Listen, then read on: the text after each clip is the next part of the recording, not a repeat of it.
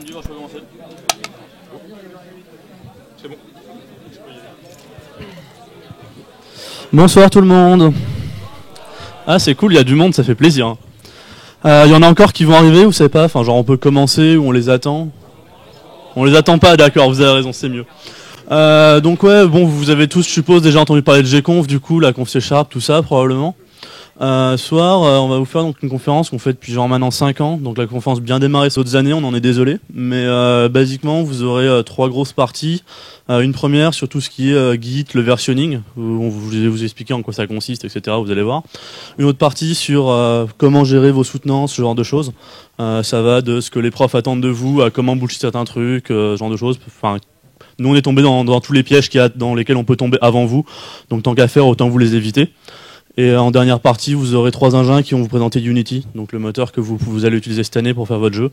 Voilà, c'est vous faire une live démo, etc. Vous voir un peu les bases, comment vous en servir. Et après, vous avez le TP, du coup, pour ceux qui veulent tout de suite mettre en pratique. Voilà, vous entendez bien au fond, tout ça, c'est bon. Pour ceux qui veulent, qui voient pas les slides parce que lumière ou je ne sais quoi, elles sont là, orgix.fr/guide.pdf. Si vous voulez les ouvrir sur vos laptops, au fond, je sais pas quoi. Donc le versionning et Git. Alors déjà, c'est quoi et pourquoi est-ce que vous avez envie de l'utiliser? Dans votre projet, vous allez bosser à 5 déjà, donc vous avez envie de pouvoir travailler sur les mêmes fichiers tous ensemble, sans galérer comme pas possible. Vous avez envie, quand vous allez casser quelque chose dans votre code, et ça arrivera, de pouvoir revenir à une version précédente où ça marchait magiquement. Vous n'avez pas envie de vous retrouver à galérer comme pas possible entre vos versions, à vous filer du code par Skype, par Dropbox ou je ne sais quoi avec vos groupes de projets. D'ailleurs, pour reprendre la thématique de l'année dernière, je vous informe cordialement que si certains d'entre vous partagent leur code via Skype, Dropbox ou des clés USB même avec leurs membres de votre groupe de projet, plutôt que d'utiliser des choses comme Git ou Mercurial, ce genre de choses, je viendrai cordialement vous brûler votre famille. Voilà. Donc ceci étant dit, le versionning, ça va vous permettre de faire quoi? Ça va vous permettre donc de gérer votre source. Ça va être de gérer de votre code avec les autres membres de votre groupe de projet ou pas, de bosser, collaborer, etc. De revenir sur des étapes précédentes quand vous pétez un truc, d'avoir vraiment des travaux que vous avez effectués sur votre projet, de jamais le perdre, etc. De pas faire oh mince, ma machine a craché, j'ai perdu mon projet, par exemple. Je suis sûr que ça vous est déjà arrivé. Et de garder donc une trace de toutes les modifications, etc. Basiquement, à la base, vous connaissez tous un système de versionning qui s'appelle le cp-all. CP, pour ceux qui connaissent Linux, c'est la commande copy, voilà. Je suis persuadé que la plupart d'entre vous ont déjà fait ça. Vous bossez sur un fichier, je sais pas, une image que vous modifiez n'importe quoi. Vous avez votre image, et puis vous allez la sauvegarder, mais vous voulez pas perdre la première version. Alors vous allez faire image.v1 ou image.all. Et ensuite vous allez faire image.all.all, ce genre de choses. Et vous arrivez très vite à des choses absolument immondes comme ça. On est d'accord, c'est absolument une véritable galère à vous y retrouver dedans. Ça c'est à la base, vous pouvez faire du versionning comme ça, hein, sauf que voilà, c'est moche, vous n'avez pas envie de vous en servir, ça vous permet de partager. Voilà, c'est bon. Si la zapette marche, c'est mieux. Voilà. À la base, vous avez eu donc les premiers systèmes de versionning qui fonctionnaient qu'en local, mais qui vous permettaient donc de gérer des versions, comme VCS, Version Control System. C'est-à-dire que vous aviez une base de données, en gros, sur votre machine, qui était attachée à votre projet. Et vous pouviez dire, voilà, à tel endroit de mon projet, c'est une nouvelle version, ça c'est une version, ça c'est une version.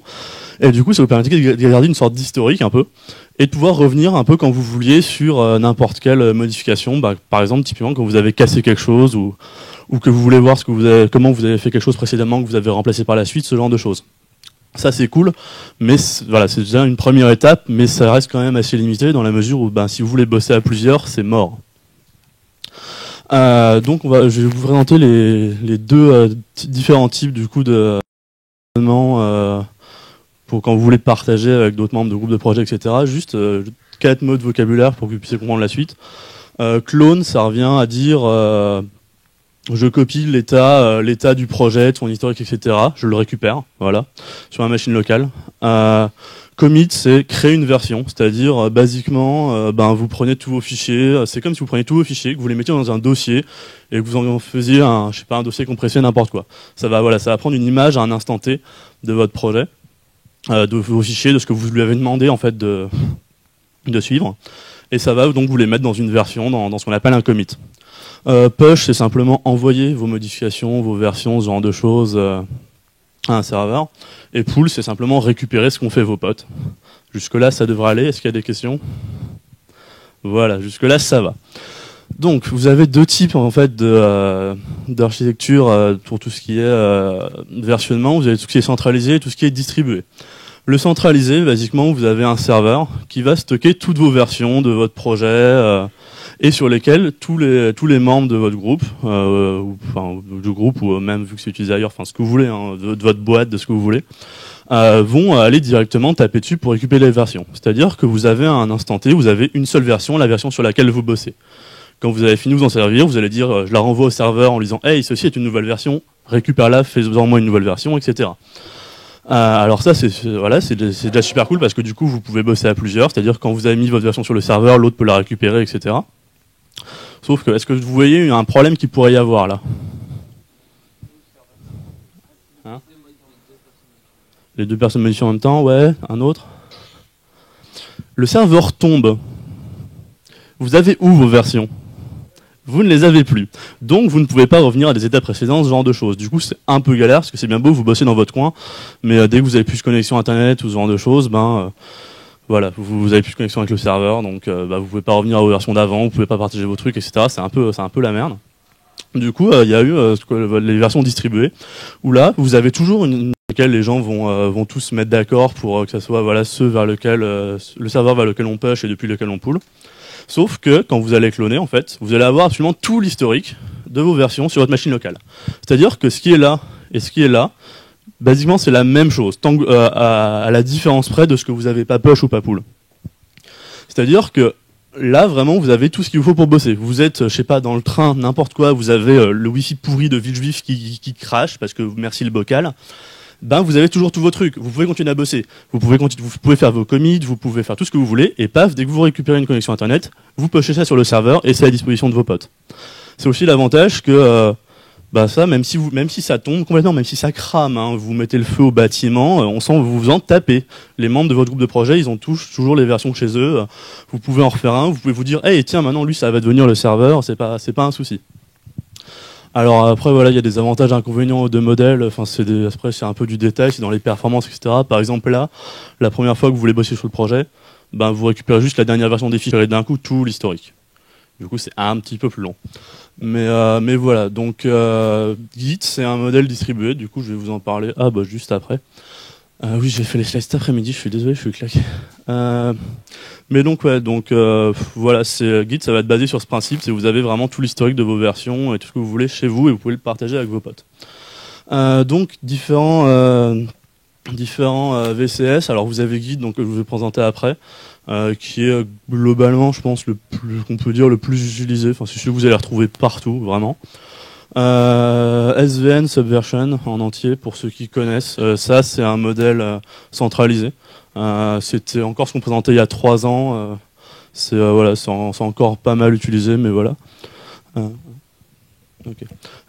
Mercurial, c'est très similaire à Git. Je l'ai utilisé une fois, il n'y a pas énormément de différence. C'est là aussi très utilisé, typiquement. Je crois que Facebook, ils ont un fork de Mercurial un peu modifié pour leurs besoins, mais voilà. Bazaar, c'est fait par les mecs de Canonical, ceux qui font Ubuntu, je crois. Si vous voulez jeter un œil, mais globalement, ça restera souvent dans Git, SVN, Mercurial. CVS, c'est ce sur quoi SVN est basé, et Perforce, c'est un truc propriétaire que vous verrez souvent dans des grosses boîtes. Pour ceux qui jouent à LoL, je crois que Riot, ils ont Perforce. Je suis pas sûr, hein, il me semble. Mais voilà, donc c'est globalement, là, vous avez la liste des principaux gestionnaires de versions que vous pouvez retrouver. Et donc, moi, aujourd'hui, je vais vous parler de Git. Pourquoi Git? Parce que, c'est cool. C'est genre vraiment super cool. Et surtout parce qu'en fait, vous y échapperez pas. En engin, vous devrez passer par Git. C'est-à-dire, sans Git, vous ne pouvez même pas rendre. Vous pouvez rien faire. Et c'est tant mieux quand on vous y habitue parce que c'est utilisé vraiment partout. Vite fait, Git, d'où ça vient? C'est alors à la base pas que, hein, mais fait par Linus Torvalds et compagnie. C'était pour le kernel Linux en fait. À la base, si vous voulez, les mecs, ils étaient un peu presque sur le CPO qu'on a vu tout à l'heure, c'est-à-dire que ils bossaient à plusieurs sur le kernel de Linux. Et en fait, pour s'échanger les modifications, ils s'envoyaient des patchs en fait. C'est la liste des différences entre le fichier. En gros, ça vous dit, tu prends ce fichier et tu lui appliques telle modification et ça donne la nouvelle version. Et ils s'échangeaient ça par mail, etc. Et du coup, ça leur permettait d'avoir une pseudo-gestion de version là-dessus, ce qui est quand même assez hardcore à utiliser. Hein. Et en 2002, ils sont passés sur un truc qui s'appelle BitKeeper, qui était propriétaire, donc payant, tout ça, mais qui faisait une exception pour le kernel Linux, qui leur fournissait ça de manière complètement gratuite, etc. Et en 2005, ils sont plus ou moins frités. Et du coup, ils ont décidé d'arrêter de faire ça avec BitKeeper, parce que BitKeeper voulait plus le faire free pour le kernel Linux. Et du coup, c'est là qu'ils ont décidé de créer Git. Donc ça date que de 2005. Hein. Donc ça reste relativement récent quand même, Git. Mais voilà, ça n'empêche que c'est utilisé partout. Donc ça prouve bien que de toute façon, c'est pas fait par des débiles. Hein. Les mecs qui font le kernel Linux quand même. Voilà. Et donc je vous parlais d'Epita. Ouais, alors il y en a beaucoup encore en fin d'ingénieur quand on leur demande ce que c'est Git, qui nous disent Git c'est le système de rendu de l'Epita. Non, si on vous présente Git, c'est pas pour rien. C'est utilisé partout. Vous avez juste une liste de petites boîtes qui utilisent Git. Voilà. Google, Facebook pour leur truc open source, c'est sur GitHub. Je vous en parlerai après, mais c'est sur du Git. Microsoft, tout ce qui est ASP.NET, etc. Vous avez toute la documentation de leur Web API qui est dispo, même le code. Vous pouvez cloner le code et voir comment ça marche derrière. Twitter c'est pareil, même Git, pour vous dire, vous avez un Git qui héberge les sources de Git, ce qui vous donne une magnifique URL avec 5 occurrences du mot Git dans git.kernel.org/c/git/git.git. Voilà, c'est assez magique comme concept quand même. Mais du coup, n'hésitez pas d'ailleurs à aller jeter un coup d'œil. Hein, si un jour vous faites, vous avez envie de voir comment ça marche derrière, ou je sais pas, de réimplémenter votre Git en je sais pas quelle langue, en OCaml, parce que vous en rêvez tous. C'est possible, hein, je vous assure. Vous pouvez aller voir comment c'est fait derrière et faire votre progression si ça vous éclate. Donc maintenant, en théorie, comment ça marche? Alors je sais pas, vous la voyez pas trop la slide, je pense, non? C'est un peu hard à lire. C'est en gros, je vais vous la lire, alors c'est pas grave. Mais c'est en gros comment est-ce que du coup vos fichiers, dans quel état, machin, votre dépôt Git localement, comment vous allez le gérer en fait. Vous avez plus ou moins 4 états, qui est untracked, donc pas suivi, pas modifié, modifié et staged.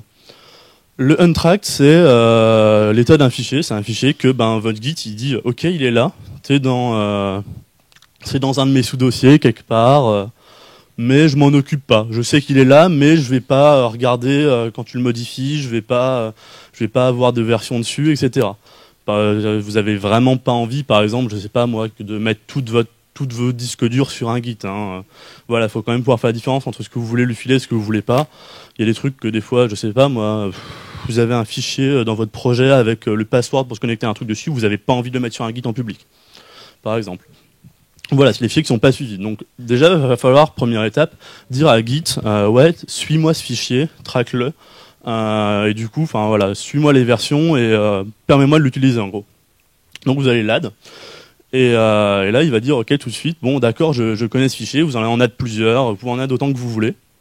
Et ça va vous dire, voilà, dans le prochain commit, en fait, dans le prochain commit, c'est une fois que vous l'aurez modifié, quoi. Mais vous le dites de l'add, vous le modifiez, vous faites tout ce que vous voulez, et une fois que vous l'avez modifié, toutes vos modifications que vous avez add, en fait, vous allez les commit, et c'est ce que je vous disais tout à l'heure, ça vous les pack dans une version, et ça vous la crée. Donc vous revenez à un état où vous avez tout qui est pas modifié. Voilà, c'est pas quelque chose d'hyper compliqué, hein, je vous rassure. Basiquement, ça se résume à plus ou moins 5 commandes de base, un cycle de vie d'un projet Git. Vous allez cloner votre projet, vous allez vous allez modifier vos fichiers, etc. Vous allez les add, vous allez les commit. Et donc là, c'est bien beau, vous allez créer vos versions localement, vous allez vouloir récupérer celles de vos potes d'abord, donc vous allez pull, ensuite vous allez push vos modifications pour que vos potes puissent récupérer les vôtres. Vous pouvez remove les fichiers quand vous voulez, hein, si vous voulez dire à Git, hey, arrête-moi de me suivre ce fichier, il arrêtera de suivre ce fichier. Et ce qui est magique, c'est que là, ça va vous le remove, hein, ça va vous le remove même de votre disque dur, etc. Mais Git va le garder dans son historique. C'est-à-dire que si un jour vous vous dites, hey, j'avais enlevé ce fichier, mais en fait il était quand même super cool, vous allez pouvoir revenir à un état où il existait. Donc voilà, ça vous évite de supprimer les choses et de le regretter profondément après. C'est vraiment garder ça à l'esprit, c'est que si vous contrairement à tout ce que vous allez trouver, que vous allez copier votre code de je ne sais où, etc. Vous n'allez pas perdre votre code, quoi. C'est hébergé quelque part, votre machine elle peut brûler, on s'en tape, et ça vous permet vraiment de partager votre code super facilement avec les mecs de votre groupe de projet. D'ailleurs, on parlait tout à l'heure de comment on fait quand il y en a deux qui bossent sur le même fichier. Je l'ai pas mis là-dedans, mais vous le mangerez probablement un jour ou l'autre. Mais c'est bien beau, imaginez, vous avez un fichier, je sais pas, poney.c, non, c'est pas .c, c'est .cs pour du C#. Poney.cs, vous bossez à deux dessus. Comment est-ce que Git va savoir quelle version il veut garder? Bah en fait, il va faire de la magie un peu derrière. Il y a beaucoup de cas où il va être capable, tout seul comme un grand, de savoir que, de savoir comment merger, comment regrouper les deux versions en fait. Mais il y a des cas où il saura pas. Il y a des fois où vous allez modifier la même fonction, il va vous dire, je sais pas quelle version tu veux garder. En plus, ça se trouve, ça fait la même chose mais de manière différente. Voilà, c'est là qu'il va vous dire attention, il y a un conflit, c'est à toi de le résoudre. Et donc vous allez juste ouvrir le fichier, à garder la version que vous voulez en gros, et lui dire voilà c'est bon, j'ai résolu ça, débrouille-toi avec. Est-ce qu'il y a des questions par rapport à ça? C'est vraiment si vous avez compris ça globalement derrière, vous avez plus ou moins compris comment vous allez vous servir de Git. Hein? Des questions? Non, aucune. Ouais. Les fichiers de Git en fait, ils sont stockés à deux endroits en fait, vu que c'est du distribué si tu veux. Tu vas avoir une version locale en fait si tu veux. T'auras en fait un dossier .git en gros, dans lequel il va stocker lui à sa manière toutes les infos en fait. Il va stocker toutes les versions, enfin voilà, faire son truc avec, il les stocke de manière personnalisée. Tu t'as pas envie d'aller lire ça à la main, hein. C'est même, je doute même que ce soit, enfin, tu peux mais c'est vraiment pas fait pour quoi. Mais hein.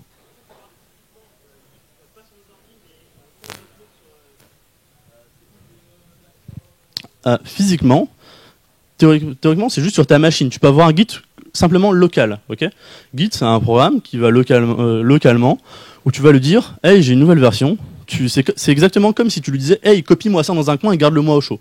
Okay, c'est copié ailleurs sur ton disque. Physiquement. C'est juste Git, c'est juste une sorte de manager, si tu veux, autour de ça, qui va te permettre de beaucoup plus facilement pouvoir rajouter des versions, revenir dessus, etc. Tu peux faire plein de trucs magiques, tu peux leur mettre des sortes d'étiquettes dessus, tu peux dire hey, ce commit là, c'est le commit de mon rendu. Ce commit là, c'est le commit, je sais pas moi, de la release V1, ce genre de choses, tu vois. C'est vraiment juste un outillage autour, mais les fichiers sont sur ton disque, c'est Git qui les stocke à sa manière, etc. Les historiques. Et après, oui, quand c'est sur plusieurs machines, c'est exactement la même chose, hein. Tu auras la même chose là et là, en gros. Voilà. Donc là ouais, clone, add commit, pull, push, tout ça, vous aurez des merges, etc. Mais en vrai, vu que du coup je suppose que alors c'était où? Ouais, vous avez vu comment je vous spoil les slides. Je retrouve même plus la slide, bon c'est pas grave. Mais vous avez plein d'interfaces graphiques, vous allez voir sur Windows, donc les commandes, voilà, faut juste vous rappeler les termes, mais vous n'aurez pas de commandes louches à taper pour le moment, etc. Des bonnes pratiques à avoir, des bonnes habitudes à prendre, committer souvent, vraiment, n'hésitez pas, ça vous prend rien un commit, hein. C'est juste vous dites add, vous dites commit et voilà, vous avez enregistré votre modification. Il y a des nazis de Git qui vont vous faire un commit toutes les 5 minutes, hein. Non vraiment, mais du coup c'est super parce que enfin et du coup ça va avec le il manque une ligne.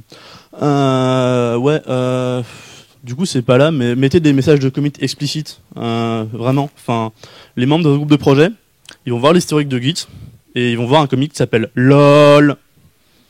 Ils vont avoir aucune idée de ce que ça fait. Voilà, vous non plus d'ailleurs après 2 semaines. Hein. Ou c'est pareil, il y a des fois où vous allez être euphorique avant votre rendu, vous allez être en mode oh, il faut qu'on commit, il faut que je te file mon code, et vous allez mettre des commits, ça marche, ou poney, ou je ne sais quoi.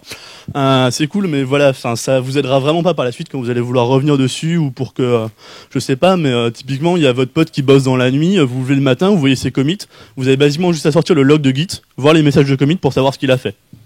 Ça reste super pratique, surtout si vous voulez en parler après, surtout si vous voulez voir comment il a fait un truc, ce genre de choses.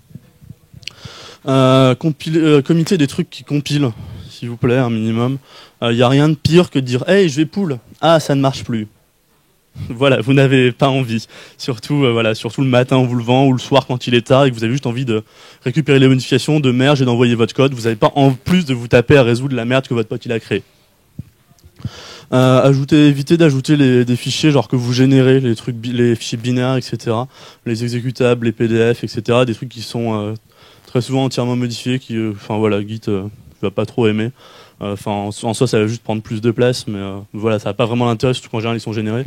Les fichiers système, les terms.db de Windows, les points je sais plus quoi de macOS, ce genre de choses, c'est pareil, vous pouvez le dire, de les ignorer, personne en veut, quoi, on s'en tape complètement, éviter de les mettre, ça sert à rien.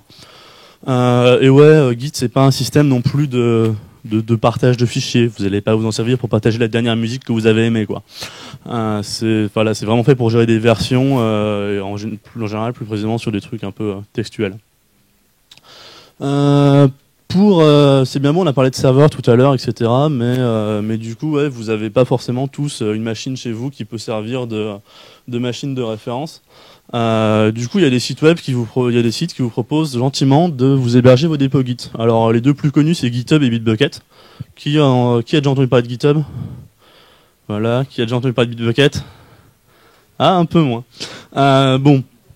Basiquement, honnêtement, pour ce que vous allez en faire, les deux, c'est exactement équivalent, hein. Enfin, ça va vous fournir plus ou moins la même chose. Après, voilà, c'est juste un peu la philosophie des deux, est-ce que ils vont avoir de free ou pas. GitHub, alors les stats datent de l'année dernière, hein, c'est pas du tout à jour, mais GitHub on a toujours plus que Bitbucket niveau users.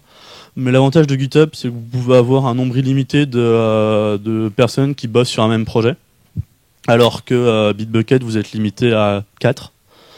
Par contre, Bitbucket, vous avez autant que autant que vous voulez des dépôts privés en fait.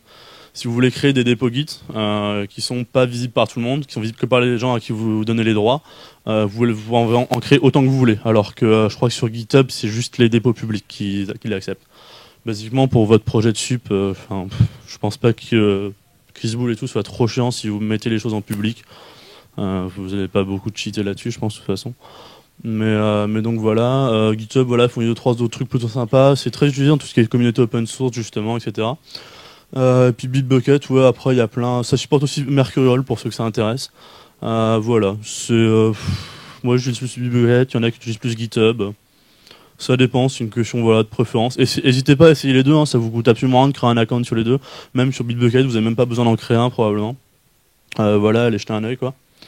Ou alors, pour ceux qui ont leur serveur, ben c'est magique, vous pouvez devenir un serveur Git, vous faites Git init et c'est gagné. Voilà. Ça, vous pouvez le faire localement, etc. aussi. Enfin, c'est voilà, pour ceux qui voudraient un peu plus d'infos là-dessus, vous avez la doc qui vous en donnera plus, vous pouvez venir poser des questions à la fin. Voilà. Donc ouais, voilà la slide que je cherchais tout à l'heure. Pour ceux qui aiment bien faire clic-clic sur des jolies interfaces, vous avez SourceTree qui est l'interface graphique de Git qui est fournie par Atlassian, les mecs de Bitbucket. Vous pouvez l'utiliser pour n'importe quel dépôt Git, hein. Vous pouvez avoir votre dépôt Git chez GitHub et utiliser SourceTree pour comme interface, hein. Je sais pas si j'ai des screenshots là, mais ouais bon, vous en trouvez facilement sur le net. C'est vraiment bien foutu. Si vous avez envie d'avoir une première approche de Git, un minimum user-friendly, c'est ce que je vous conseillerais, je pense, c'est plutôt sympa.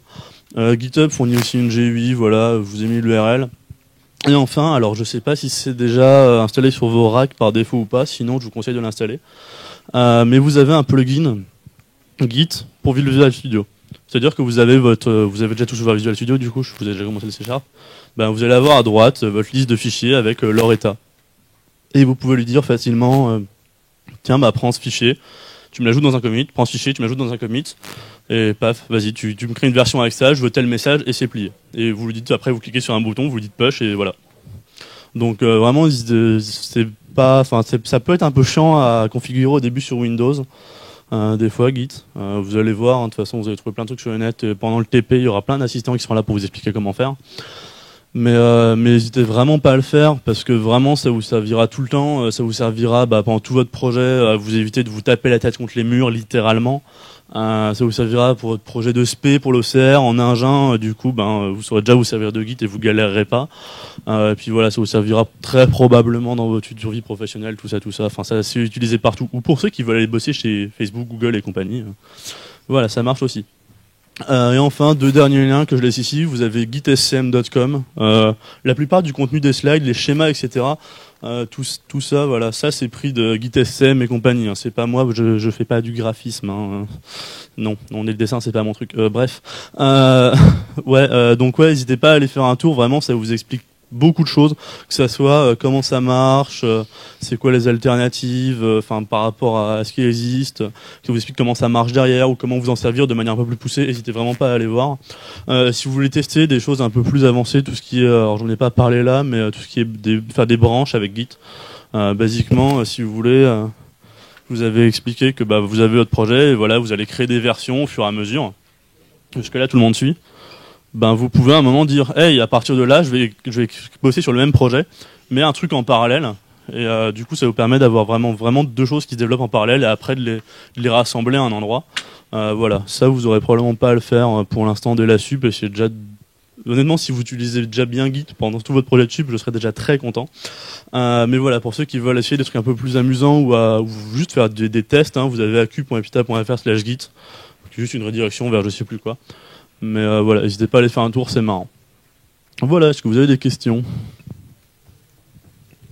Non, pas une seule. Vous avez tous compris tout Git? Ouais. Alors le diaporama, je l'ai dit au début de la conférence, il est disponible ici. orgx.fr/git.pdf. Il sera pas dispo indéfiniment, mais quand je l'aurai viré, il sera dispo sur le site de Gconf si vous voulez. Ouais. La différence entre clone et pool. Ouais. En fait, si tu veux, voilà. Clone, en fait, ça va être la première partie. C'est vraiment, t'as rien localement en fait. T'as rien du tout. Tu as ta machine, tu as un dossier, tu n'as rien. Clone, c'est l'étape qui va dire, tiens, à cette adresse-là, tu as un dépôt Git, tu le prends, tu me ramènes tout. Tu me ramènes toutes les infos sur ce Git, tu me ramènes l'historique, tu me récupères tout, ok? Tout ce qui existe depuis la création, ok? C'est vraiment l'étape d'initialisation, si tu veux. Pull, c'est pour récupérer les modifications qui ont été pushées dessus depuis, en fait. Ok? Si tu veux...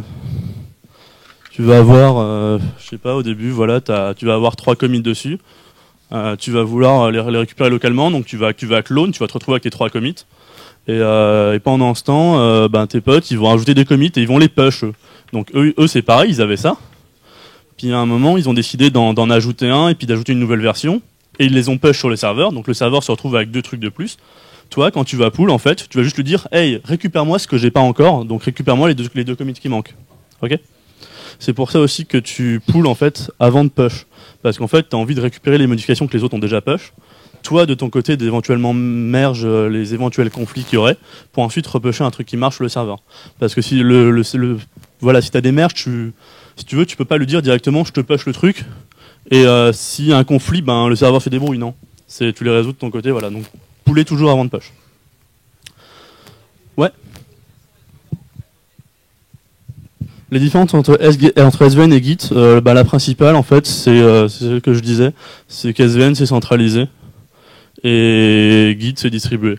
Donc voilà, après, si tu veux, Git SCM t'explique toutes les différences en détail avec des charts, des graphiques et tout sur les différences de perf. Et tu vois notamment ce que je disais tout à l'heure, c'est-à-dire que basiquement, par exemple pour cloner sur SVN, ça sera beaucoup plus rapide parce que tu as juste à reprendre la dernière version, alors que Git, tu as tapé tout l'historique. Par contre, tu vas avoir des opérations très très petites, etc., comme juste commit ou ce genre de choses, ou revert, typiquement revenir sur une ancienne version. C'est vachement plus facile avec Git parce que sur Git, si tu veux, t'as déjà tout localement. C'est juste le dire, hey, jump-moi à cet endroit. Alors que sous SVN, ça va être, hey, demande au serveur d'aller sur tel truc, refile-moi tous les fichiers, etc.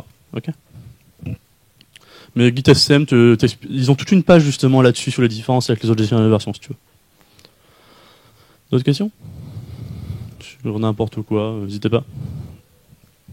Ok, bon, je vais laisser dans ce cas-là Aresfor vous parler de tout ce qui est soutenance et compagnie. Bonne conf. Ça ne sert à rien en fait.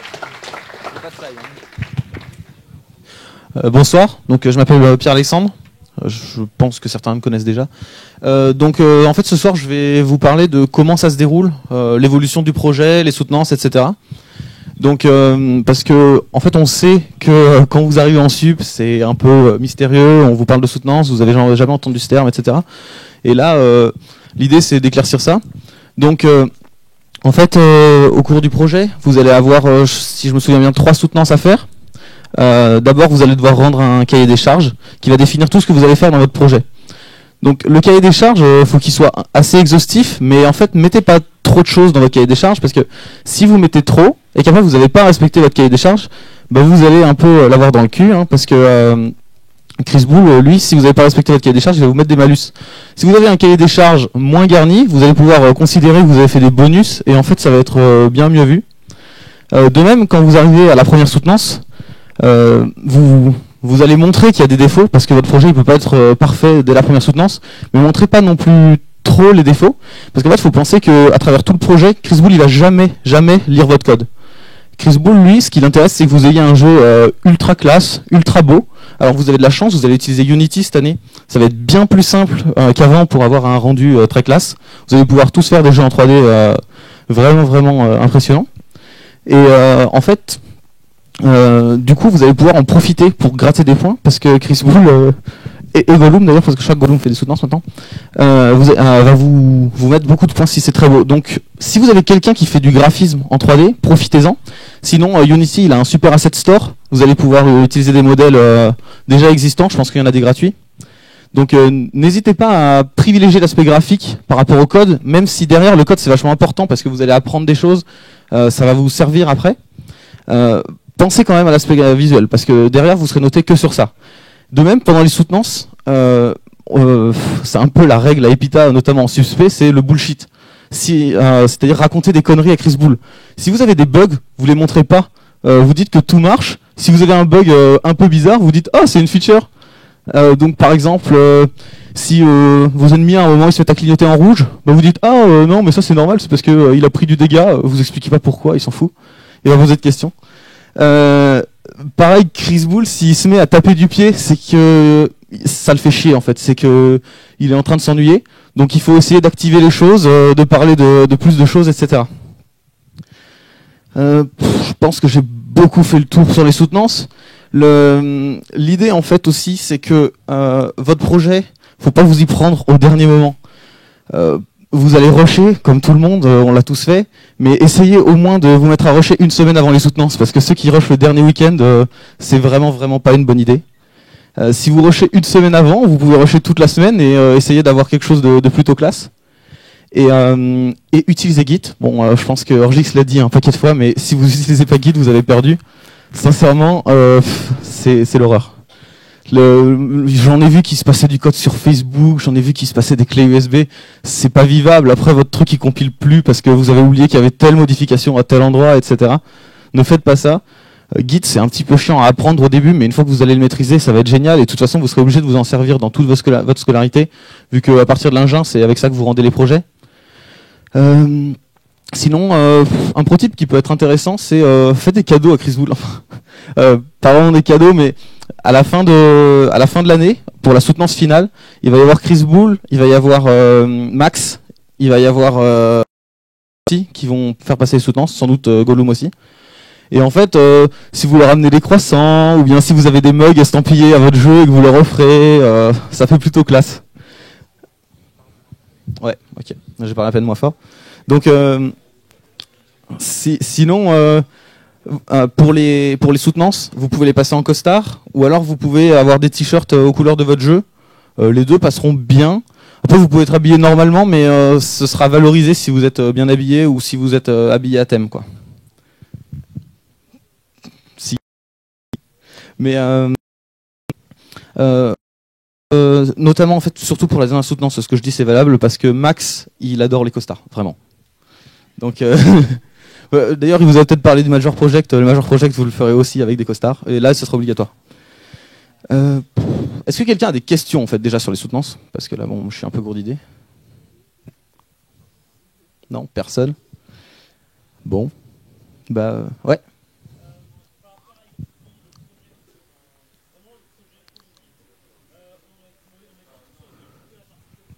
Attends, je crois qu'il y a deux personnes en fait qui ont cru que je les interrogeais en même temps. Toi devant.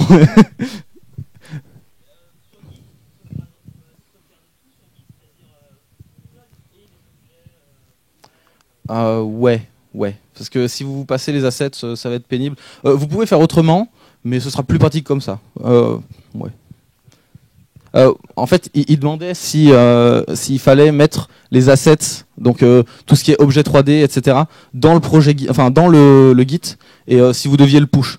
Alors c'est vrai que idéalement pour soulager la bande passante, vous pouvez vous passer les assets à la main et puis passer que le code avec Git.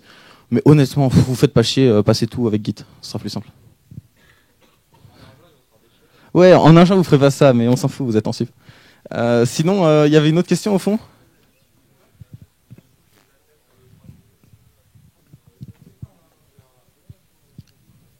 Ah, la soutenance. Bon, déjà, il vous a tout détaillé là-dedans, mais vous arrivez en fait. Chris Bull, au début, il pose aucune question. Vous allez commencer à présenter votre jeu. Je vous conseille de déjà présenter l'équipe à chaque fois, même s'il y a plusieurs soutenances, vous vous représentez à chaque fois. Ensuite, vous présentez un peu comment vous avez évolué au cours, enfin depuis la dernière soutenance, ce que vous avez fait vite fait, et comment vous vous êtes séparé le travail.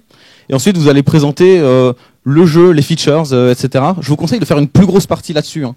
C'est-à-dire que Chris Bull, il aime voir le jeu. Donc il faut que, en permanence, pendant que vous parlez, il y ait quelqu'un qui fasse défiler le jeu au fond. Vous avez pas un PowerPoint tout fixe au fond, c'est horrible, vous faites pas ça. C'est très très pénible. Par contre, si vous parlez et que derrière, Chris Bull, il voit qu'il y a un super jeu trop classe avec des particules qui clignotent de partout, bah lui, il va être trop content. Donc, faut vraiment que ce soit actif les soutenances. Et à la fin, s'il a des questions, Chris Bull lui posera des questions. Ça arrive pas tout le temps. Il vous fera des remarques aussi sur comment il a vu la soutenance, etc. Après, la plupart du temps, il va faire ouais et il va se barrer. Et Gollum, je crois, est beaucoup plus bavard. Il va vous poser des questions et plus vous expliquer, plus vous faire des commentaires, etc. D'autres questions, non? Ouais. Le code, en fait, tu le rends à la fin de l'année. Tu le rends sur un CD-ROM. Et donc, ils ne le liront pas. D'autres questions, non? C'est bon? Bon, bah du coup, s'il n'y a pas d'autres questions, je vais laisser les professionnels d'Unity vous parler de comment on utilise ce framework. Donc, à plus.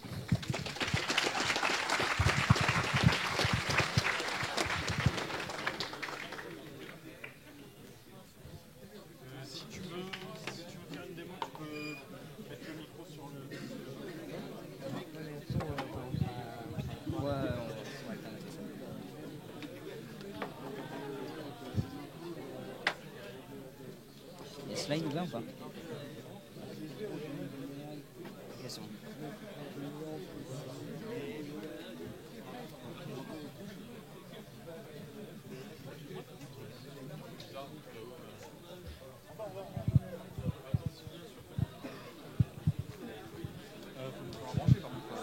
C'est bien d'avoir des trucs, mais c'est pas un chargeur wifi. Il devrait tenir une heure, non? Je pense. Je sais pas, hein, On peut utiliser des prêts, toi? Ouais. Ok, merci.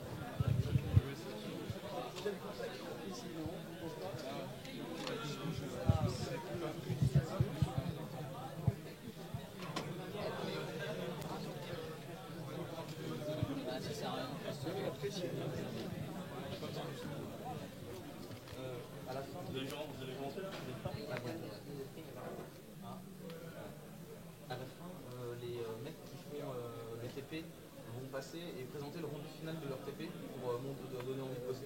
Donc voilà, vous annoncer juste comment ça marche.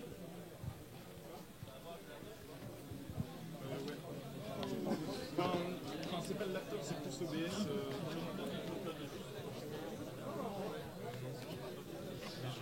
Ouais, il manque toute la partie. En soi, la partie droite, Je peux avoir le micro, je vous déplace juste 5 secondes, je remonte juste C'est un des slides vraiment basiques. Limite, si on voit pas la droite, ça va pas poser de problème. Peut-être une nouveau slide où il y a un mot qu'on verra pas, mais. Non, oui.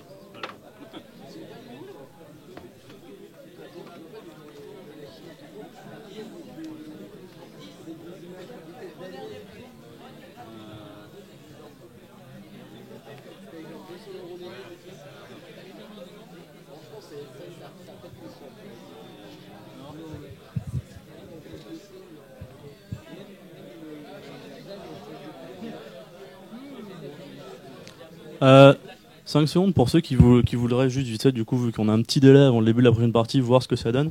Merde, je peux pas tenir le micro et taper en même temps. Non, mais pour ceux qui voulaient voir, ouais, vas-y, fais-moi le porte-micro, c'est trop cool. Basiquement, ouais, c'est ce que je vous disais en fait. Là, je suis dans un dépôt guide du coup dans lequel j'ai 2-3 trucs. Donc voilà, comme je vous l'avais dit, voilà, vous pouvez commit. Et après, vous êtes content. Voilà, il vous dit que vous avez rien à commit, que vous travaillez sur un directory clean.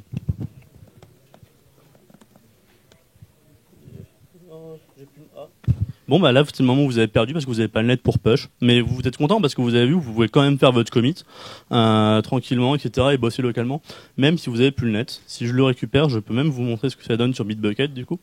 Voilà. Voilà, là il a push, il est content. Et ça, vous regardez, c'était l'état que j'avais avant de push toutes mes modifications sur Bitbucket. Là, je rafraîchis juste la page, je viens de push, etc. Et voilà, vous voyez, c'est les commits que j'ai rajoutés. Vous voyez les deux derniers, le add GUI et le no upload the output no matter the format used. Ben voilà, les deux là, voilà, maintenant il les connaît sur le serveur et vos potes peuvent le récupérer. Donc vous voyez, c'est quand même, enfin voilà, vous voyez l'interface, c'est assez user friendly. En plus, si vous n'êtes pas chez vous, vous pouvez voir les sources sans avoir besoin de cloner, etc. Voilà, c'est d'ailleurs pour ceux qui veulent voir, qui veulent cloner le truc pour, je sais pas, voir les slides, n'importe quoi, voir le contenu. Vous pouvez, c'est complètement public, hein, mais voilà. C'est plutôt super cool. Donc voilà une mini démo et qui ça vous montre au passage en plus à quoi ça ressemble Bitbucket. Voilà.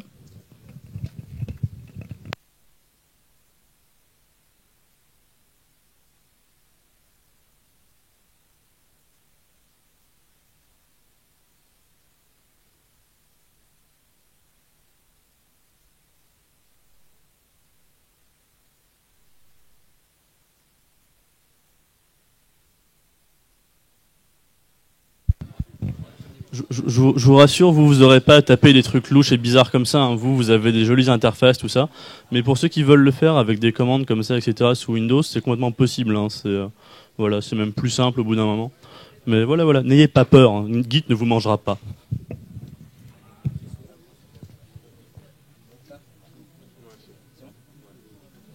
Ok, donc on avait un problème de stream, donc on va pouvoir commencer. Donc bonsoir à tous. Alors à ma gauche vous avez Sébastien, à ma droite Guillaume et moi c'est Quentin. Donc maintenant on va vous présenter un peu la partie pratique, c'est-à-dire Unity. Juste pour vous prévenir, on fait ça vraiment à l'arrache. Hein. On vient d'installer Unity sur le PC, on était en galère, donc si ça marche pas très bien parfois, c'est normal. Je vais laisser Guillaume vous parler, vous montrer des slides un peu pour vous présenter qu'est-ce que c'est le logiciel en gros. Après on vous montrera un peu de code et puis on vous fera une démo technique en live où on va sûrement tout rater. Donc, voilà. Ouais, qu'est-ce qu'il y a? Ah, vous voulez les slides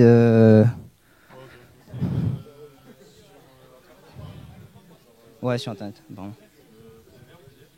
Ouais. C'est un PDF. Maintenant là? Donc ouais, non, ça sert à rien, laisse tomber.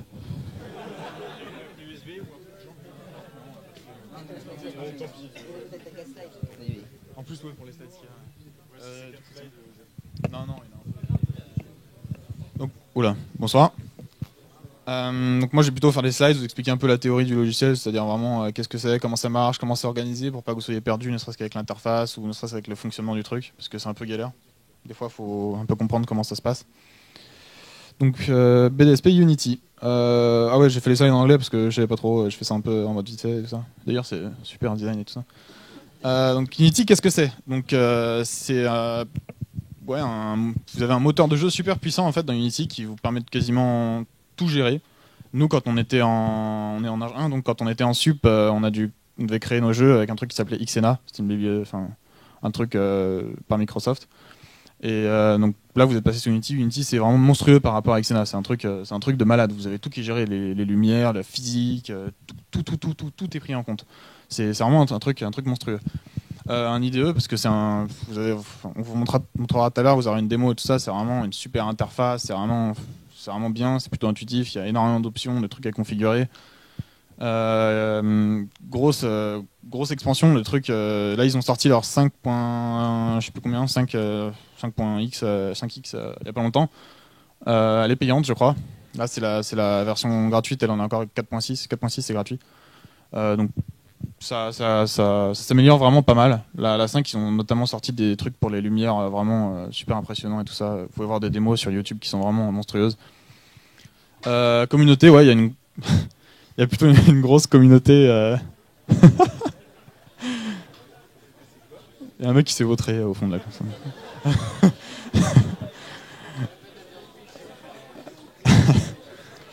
Alors, bravo au mec qui s'est vautré. Hein. Voilà. Après, une communauté qui est prête vraiment à aider. Il y a vraiment une grosse communauté Unity. Parce que c'est un truc qui est vraiment pas mal utilisé. D'ailleurs, je donnerai quelques exemples d'utilisation dans une slide un peu plus tard. Vraiment, il y a un forum vraiment Unity que je présenterai aussi. Je vous donnerai les liens et tout ça pour avoir les bonnes adresses. Des trucs vraiment officiels, officiels. Donc c'est vraiment une grosse communauté et tout ça. Donc si vous avez des questions ou quoi, généralement vous pouvez poser vos questions et vous avez une réponse relativement rapidement. Il y en a une qu'on a posée, par contre, il y a genre 1 an, on n'a toujours pas de réponse, mais bon. Des fois ça marche pas. Ouais, ça c'est un peu pour vous donner quelques petites informations comme ça. C'est vraiment récent, mais pas tant que ça quand vous y pensez, parce que la vitesse à laquelle ça va ce genre de truc, l'IT et tout ça, ça a quand même démarré en 2005 Unity, donc c'est quand même plutôt vieux à ce niveau-là. De base c'était pour macOS, maintenant vous pouvez partout, Unity vous pouvez vraiment l'utiliser pour tout. Vous avez un Unity spécial web et tout ça pour tout ce qui est Facebook ou l'application Flash ou quoi. Vous pouvez l'utiliser même sur les trucs récents comme la Xbox One ou la PS4, ça marche sur la PS3, ça marche sur ordi, ça marche sur Linux, Mac, Windows, ça marche vraiment partout. C'est vraiment, à ce niveau-là, c'est vraiment super portable. Une version complète gratuite, ça c'est bien. Avec la version gratuite, qui est vraiment facile à utiliser ou quoi, vous pouvez vraiment faire des trucs vraiment sympas. Oula. Pardon. Hop. Pour vraiment faire des trucs sympas, la version gratuite est vraiment suffisante, plus que suffisante pour l'usage que vous allez en faire. Merci. Je sais pas du tout comment ça marche par contre. Donc je vais sûrement pas l'utiliser. Vraiment c'est vraiment super, ne serait-ce qu'une version gratuite avec laquelle vous pouvez faire autant de choses, c'est vraiment génial de pas avoir à payer. Après c'est super intuitif et facile à utiliser, ouais, c'est clair. On vous montrera en soi, c'est pas très dur à comprendre, vous prenez vite fait la main. Et en plus, Unity a eux-mêmes ils publient des tutoriels et tout ça sur un peu tout. Il y a énormément de tools et tout ça qui sont sur leur website. Vraiment, à utiliser, c'est vraiment pas très dur. C'est pour ça là on vous fait des slides et tout ça. Vraiment, on va vous expliquer vraiment la base. Une fois que vous aurez les bases, vous verrez quand vous lancerez chez vous ou en groupe, quand vous commencerez votre projet, ça va vraiment pas être dur de commencer. Après, je sais pas, on n'a pas été au courant je sais même pas si vous-même vous avez reçu ce que vous devez faire pour. Vous avez reçu ou pas ce que vous devez faire pour ce projet-là? Genre une sorte de, ouais. Vous devez juste faire un jeu où il y a des spécifications spéciales, des trucs un peu. Juste un jeu. Ouais, projet libre, ça. Donc ouais, vous allez voir, vous allez vraiment. Si vous voulez vous amuser en tout cas à faire des jeux vraiment cool et vraiment fun et tout ça, il y a vraiment de quoi faire quoi. Il y a vraiment de quoi faire des trucs vraiment super cool. On s'est un peu amusé dessus. Ouais, quelques exemples comme ça de jeux qui ont été créés avec Unity. J'ai essayé de prendre des trucs un peu connus. Il y a Assassin's Creed Identity. Donc c'est un Assassin's Creed qui est sorti il y a pas longtemps, qui sort bientôt. Company of Tanks, Thomas Was Alone, qui est un petit jeu vraiment sympa, et un Hitman qui est sorti aussi, qui a été développé sous Unity. Donc une petite page pour la communauté et la doc. Ils ont un forum spécial, Unity a un forum spécial, ils ont de la doc, ils ont plein d'explications, ils ont leurs propres tutoriels qui sont vraiment super bien expliqués. Sur YouTube, vous trouvez masse de trucs qui expliquent vraiment tout. Vous avez pas de problème pour trouver l'information, ce qui est assez génial. Surtout vu la taille du truc, quel que soit ce que vous voulez, quasiment vous avez l'information. Donc porting, c'est ce que je disais tout à l'heure, c'est-à-dire que quelle que soit la plateforme sur laquelle vous voulez lancer votre truc, vous êtes quasiment sûr que ça va passer parce que c'est juste monstrueusement portable. Donc maintenant, comment ça se passe dans l'organisation d'un projet. C'est-à-dire, je vais vous expliquer comment les différents objets en quelque sorte sont structurés, sont liés entre eux et tout ça. Comme ça, vous vous repérez plus facilement quand Seb et Quentin feront les démos et tout ça. Donc, les scènes. Votre projet, il va être divisé en plusieurs scènes.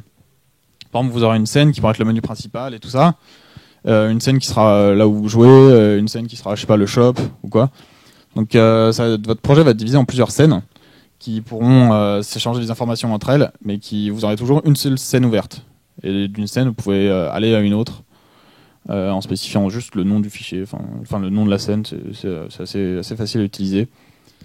En général, vous en avez quelques-unes par projet, vous n'avez pas des masses de scènes, ou vous évitez d'en avoir une seule, parce que sinon, à mon avis, votre projet il va être dégueulasse, genre vraiment dégueulasse. Dans une scène, un truc à noter, il y a une seule caméra principale. Donc il y a vraiment, c'est le truc vraiment que vous allez l'utiliser pour vous repérer. Après, si vous voulez faire des trucs un peu sympas, genre une minimap ou quoi, en bas à droite ou quoi, vous allez avoir besoin d'autres caméras, mais globalement vous aurez besoin que d'une seule caméra par scène.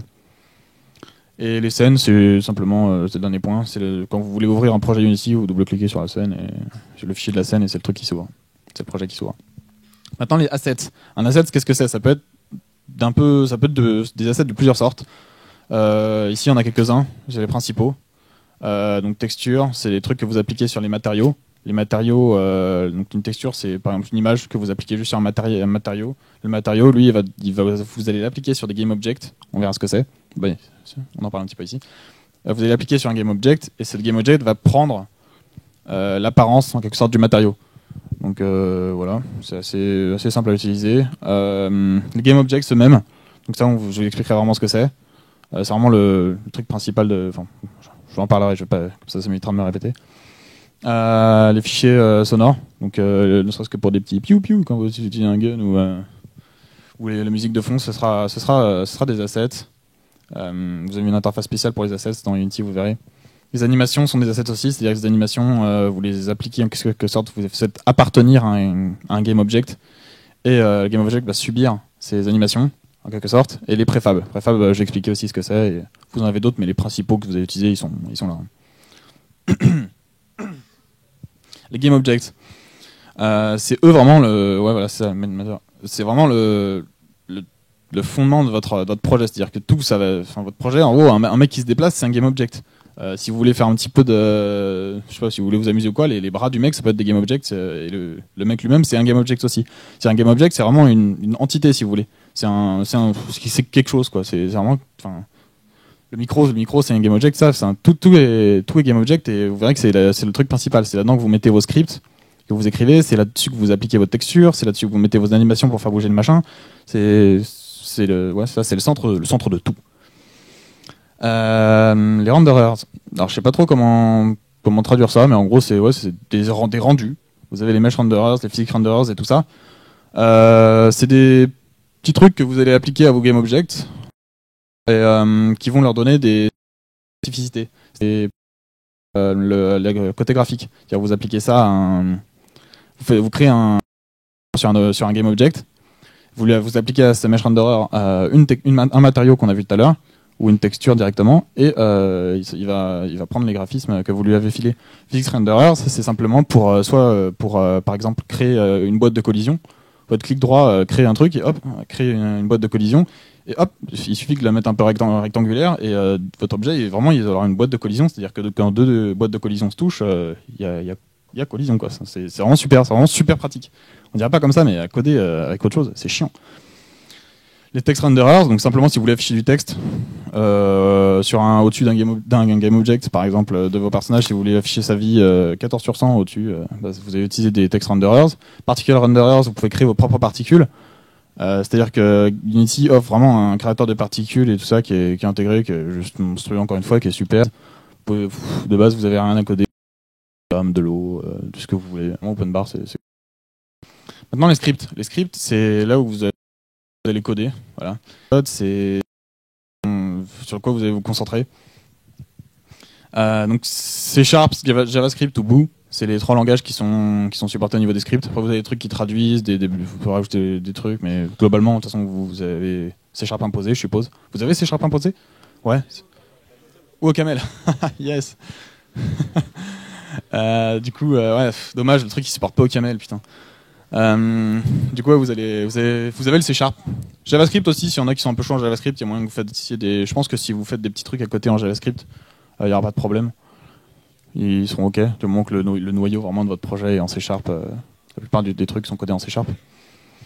Donc les scripts, encore une fois, vous les mettez dans vos GameObjects. C'est-à-dire qu'un GameObject, il va avoir plusieurs scripts en lui et il va les appliquer d'une manière que je vais expliquer incessamment sous peu.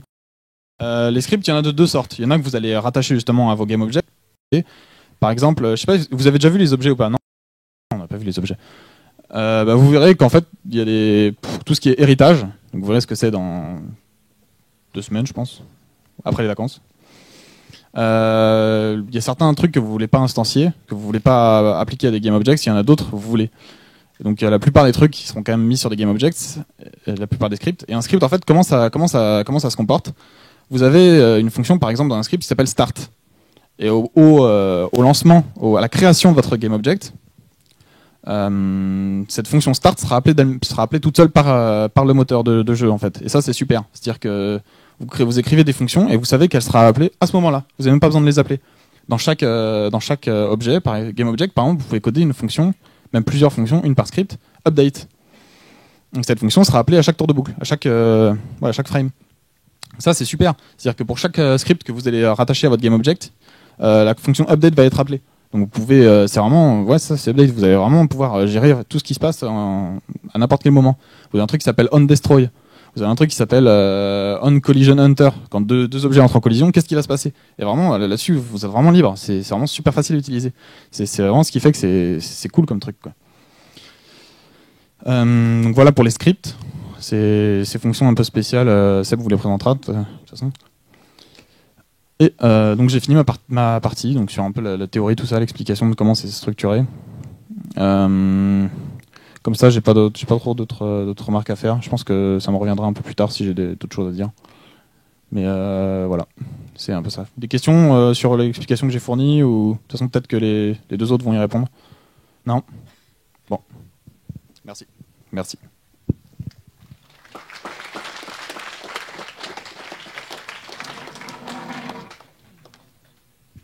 Donc on va faire une démo en live de comment on commence un projet. On va commencer vraiment de la base du... Enfin nous on n'a rien là, si vous voyez sur l'interface, on n'a vraiment rien du tout. Et on va vous montrer comment... Bon, on va pas vous montrer un truc magnifique, c'est sûr, puisqu'on va faire ça en 30 minutes, mais on va vous montrer comment faire un truc marrant, juste rapidement, en codant 4 lignes de code, et on va montrer pourquoi Unity c'est complètement fumé. Donc vas-y. On va... Bureau.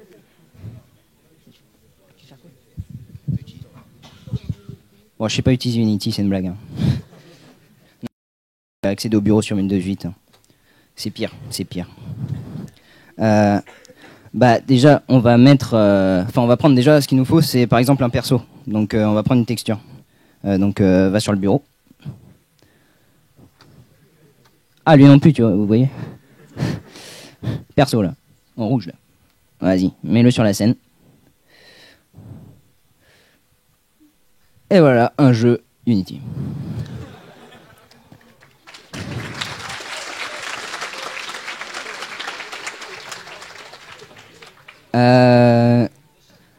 Non, plus sérieusement, on y est presque, mais...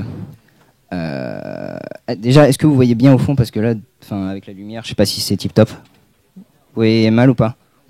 On se met en ambiance nightclub ou quoi? C'est mieux là ou pas? Ah ouais, là c'est pas mal là. Bon, je pense que c'est déjà mieux là. Donc déjà là on a chargé simplement une texture. Vous pouvez voir que... Oula, je tombe. Vous pouvez voir que quand on a mis notre objet, en fait ça s'est transformé en un objet. Juste une image, c'est un PNG, hein, simplement un PNG rouge. On l'a mis là. Unity nous a déjà tout créé, Sprite Renderer, il nous dit transforme, c'est sa position en fait avec X, Y, la rotation, tout ça. Donc ça crée ça vraiment automatiquement. Donc après, vous voyez pas là, mais il y a écrit en tout add component. Donc ce qu'on va faire, c'est qu'on va lui ajouter de la physique, genre un corps, une masse et tout ça, etc. Pour qu'il puisse interagir avec l'environnement. Donc quoi? Ouais, on est en 2D là, au cas où vous verriez pas le 2D là. Donc là, t'as ajouté quoi en fait? Un collider. Ah ouais, c'est écrit là. Il a ajouté un collider. Donc en fait là, la magie de Unity aussi, c'est que là on a pris vraiment un rectangle. Donc c'est vraiment une forme hyper simple. Mais je veux dire, si vous aviez eu un joueur, quand vous auriez fait add collider, la forme ce serait vraiment adapté à la taille du joueur et vous aurez pu la resizer pour dire voilà, je veux pas que ça qu'il y ait des collisions avec genre le bout de ses doigts, mais je veux que ça prenne vraiment que la partie de son corps si jamais il y avait des bras qui dépassaient comme ça. Donc c'est là que Unity est vraiment vraiment sympa quoi. Donc voilà, déjà on a une hitbox, donc pour savoir, pour faire en sorte qu'il y ait de la collision. Après on va ajouter de la physique, donc vas-y ajoute un rigid body. Donc là on fait en 2D simplement parce que c'est plus simple. Mais évidemment Unity gère avec de la 3D. Je sais pas, vous pourriez lever la main ceux qui vont faire leur projet en 3D. Ah ouais, vous êtes vraiment chaud. Ceux qui veulent faire en 2D.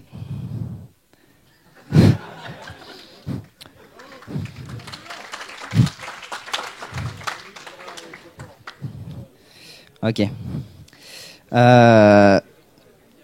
Donc voilà, on a ajouté un rigid body. Donc comme vous pouvez le voir, il y a une masse ici. Linear drag, en fait, ça va être quelles conséquences il va pouvoir y avoir sur la montée et la descente de l'objet. Donc plus on l'augmente, plus ça va monter et descendre vite. Voilà. Angular drag, c'est la rotation en fait. On peut décider qu'un objet ne va pas avoir de rotation parce que par exemple, si votre objet par exemple il tombe sur un angle, je sais pas, sur un angle de table ici, il va se mettre à tomber comme ça. Alors déjà ça, nous quand on faisait notre projet sur XNA, c'était le genre de truc qu'on pouvait passer bien un mois à faire. Ici, il y a vraiment rien à coder. Vous mettez un autre objet, vous faites tomber votre objet et il va se mettre à faire sa rotation tout seul. Donc après, quoi? Ouais, on va ajouter un sol. Parce que un player dans le vide, c'est pas tip top. Donc ground, on l'a mis en marron parce que ça évoque la terre en fait. Même sujet, il va falloir ajouter un truc de collision, donc un box collider. Ainsi qu'un rigid body pour dire que c'est rigid et que c'est un body.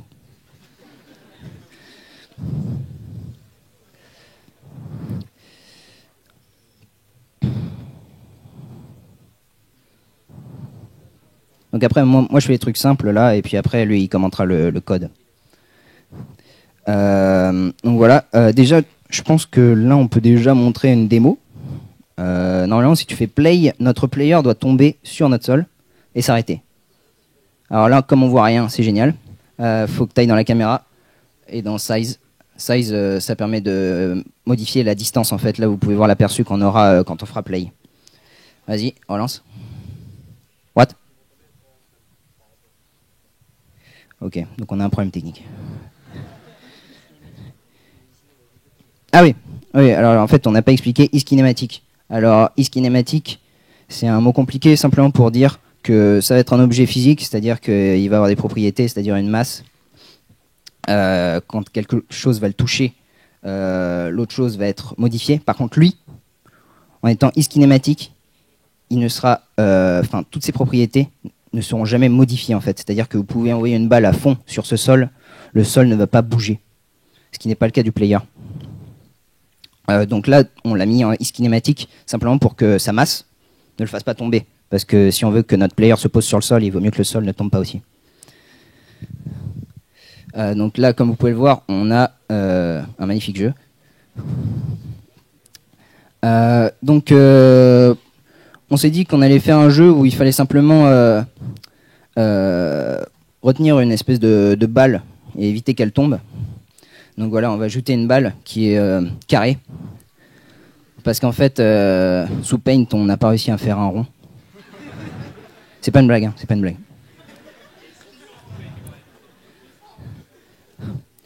Parce qu'en fait, bon, bref, c'est un problème d'ordinateur, mais on n'avait pas GIMP et du coup, voilà, on s'est résolu à faire sous Paint.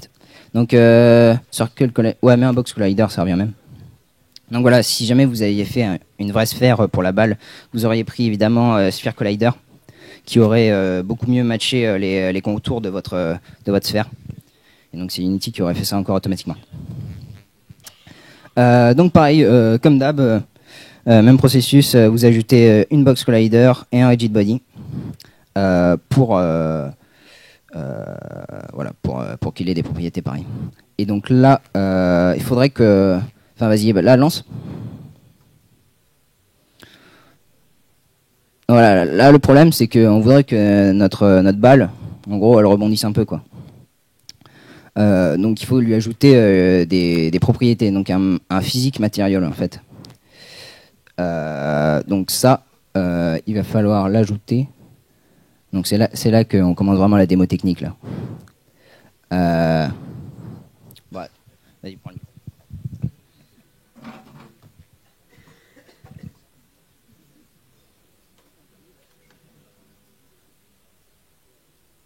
Parce que ça coupe aussi à gauche.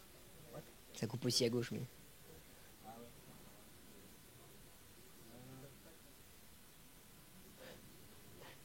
Ça, tu sais plus où c'est. On cherche parce qu'on sait plus où c'est, mais ça va venir.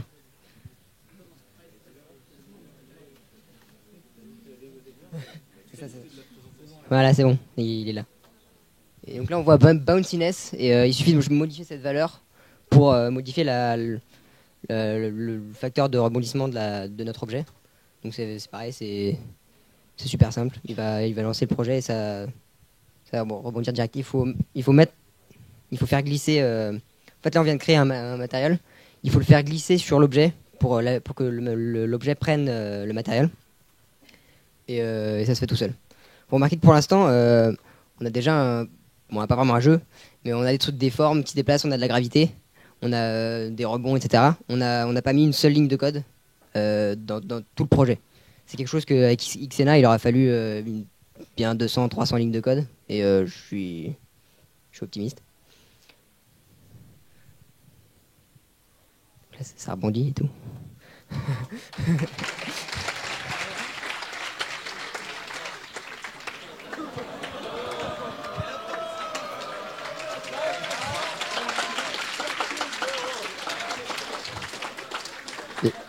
L'avantage aussi, c'est que c'est beaucoup plus marrant à regarder que Xena, quoi. Genre, il se passe des trucs qu'on contrôle pas du tout. C'est super.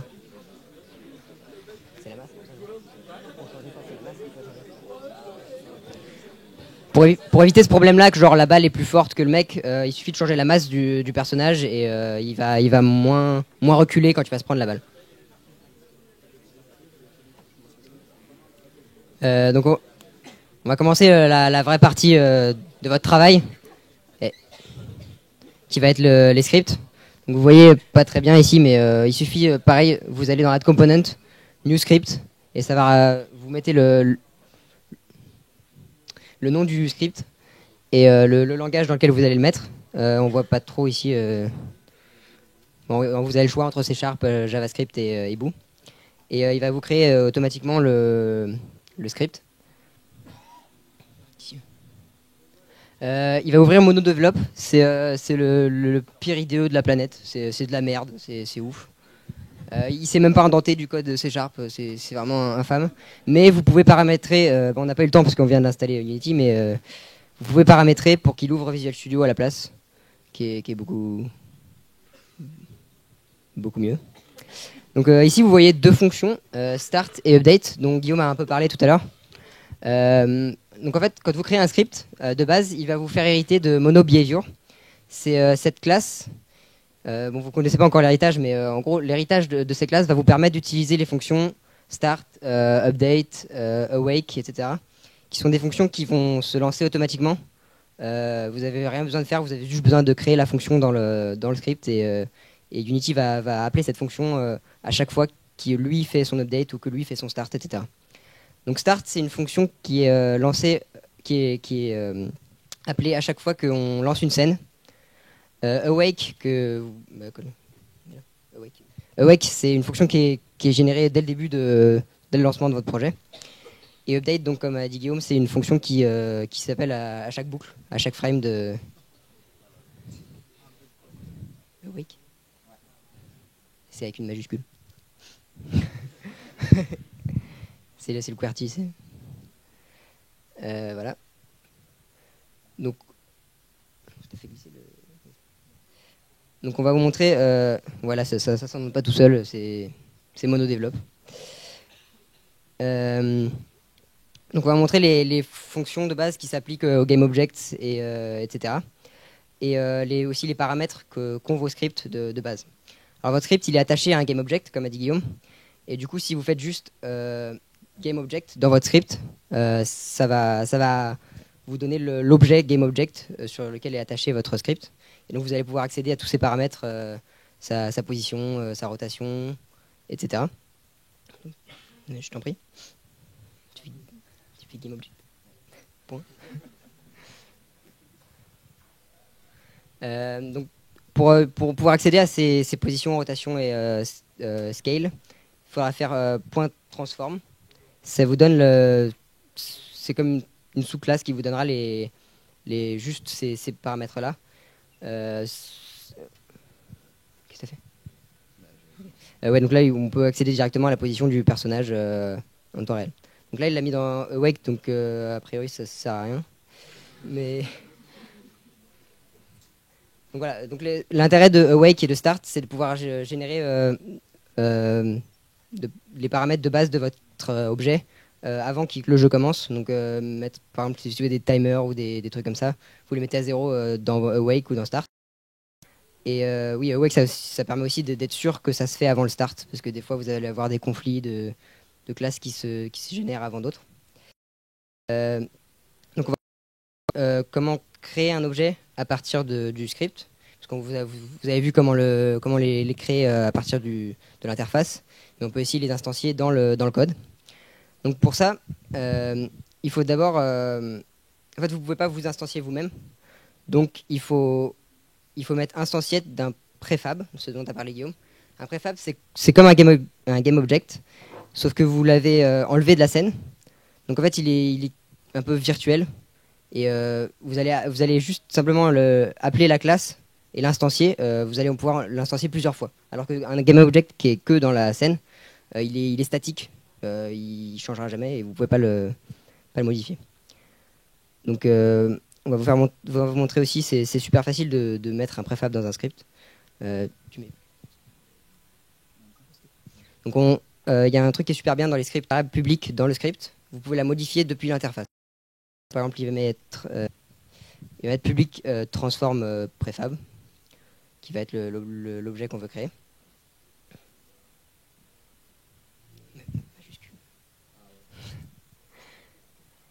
Vas-y, préfab. Et donc du coup, en sauvegardant simplement, ça va le rajouter dans l'interface. Et il va pouvoir faire glisser un préfab juste dans le... Ici. Vous voyez pas, mais là ici il y a marqué known transform. Donc en fait, il attend que vous lui fassiez glisser pour pouvoir le générer. Donc là, mon truc... On va enlever la classe circle, on va la mettre en préfab.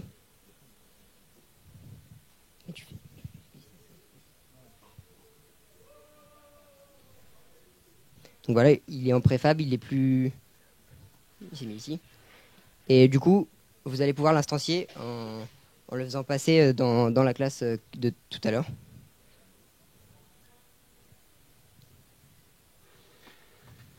Non, il n'était plus dessus.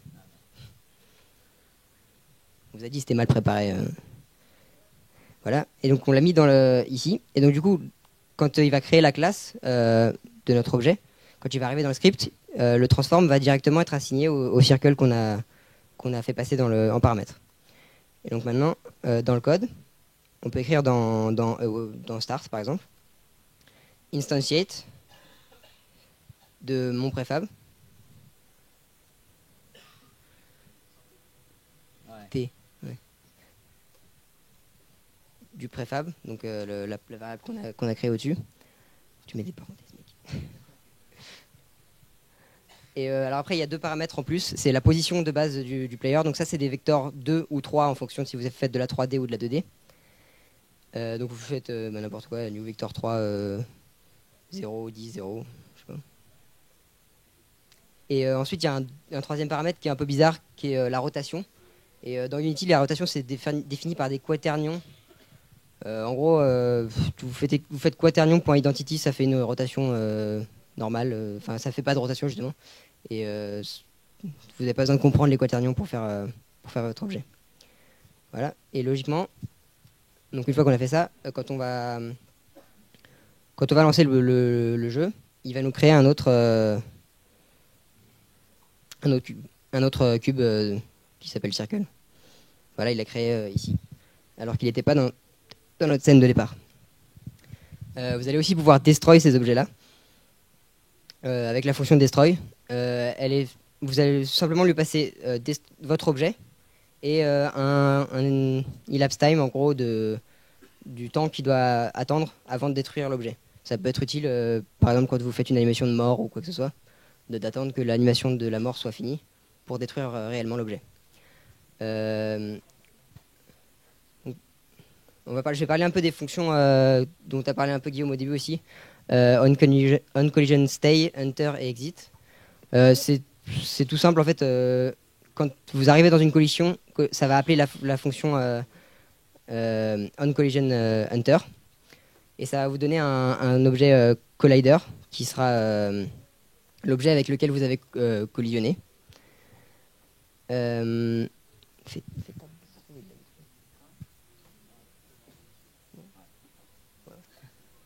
Et donc vous allez pouvoir accéder aux paramètres de cet objet-là et du coup pouvoir le détruire par exemple ou lui enlever des dégâts, lui enlever de la vie si par exemple c'était une balle qui a collisionné. Et donc c'est pareil, c'est super facile d'utilisation.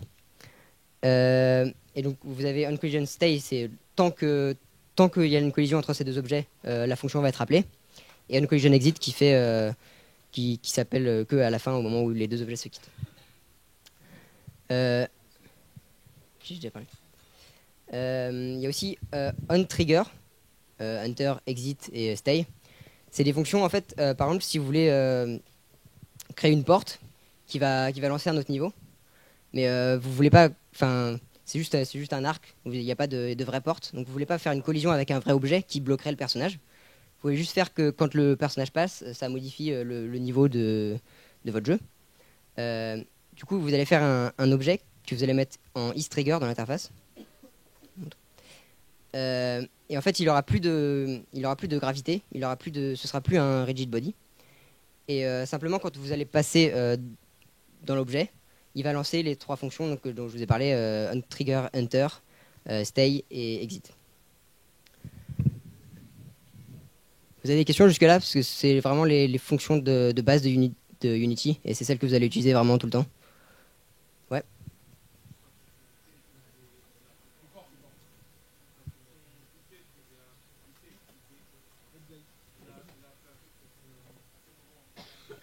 La question c'est quand est-ce qu'est appelée la fonction update. La fonction update, elle est appelée à chaque frame, donc à chaque fois que votre jeu se rafraîchit, Unity rappelle toutes les fonctions update de tous les objets de la scène.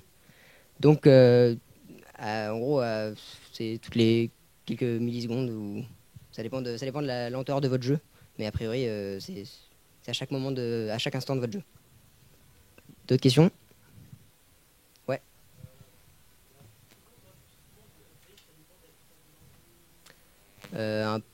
Oui, un peu, mais c'est surtout si votre jeu est trop lourd, s'il y a trop de chargement d'images, ça peut ralentir le rafraîchissement du jeu.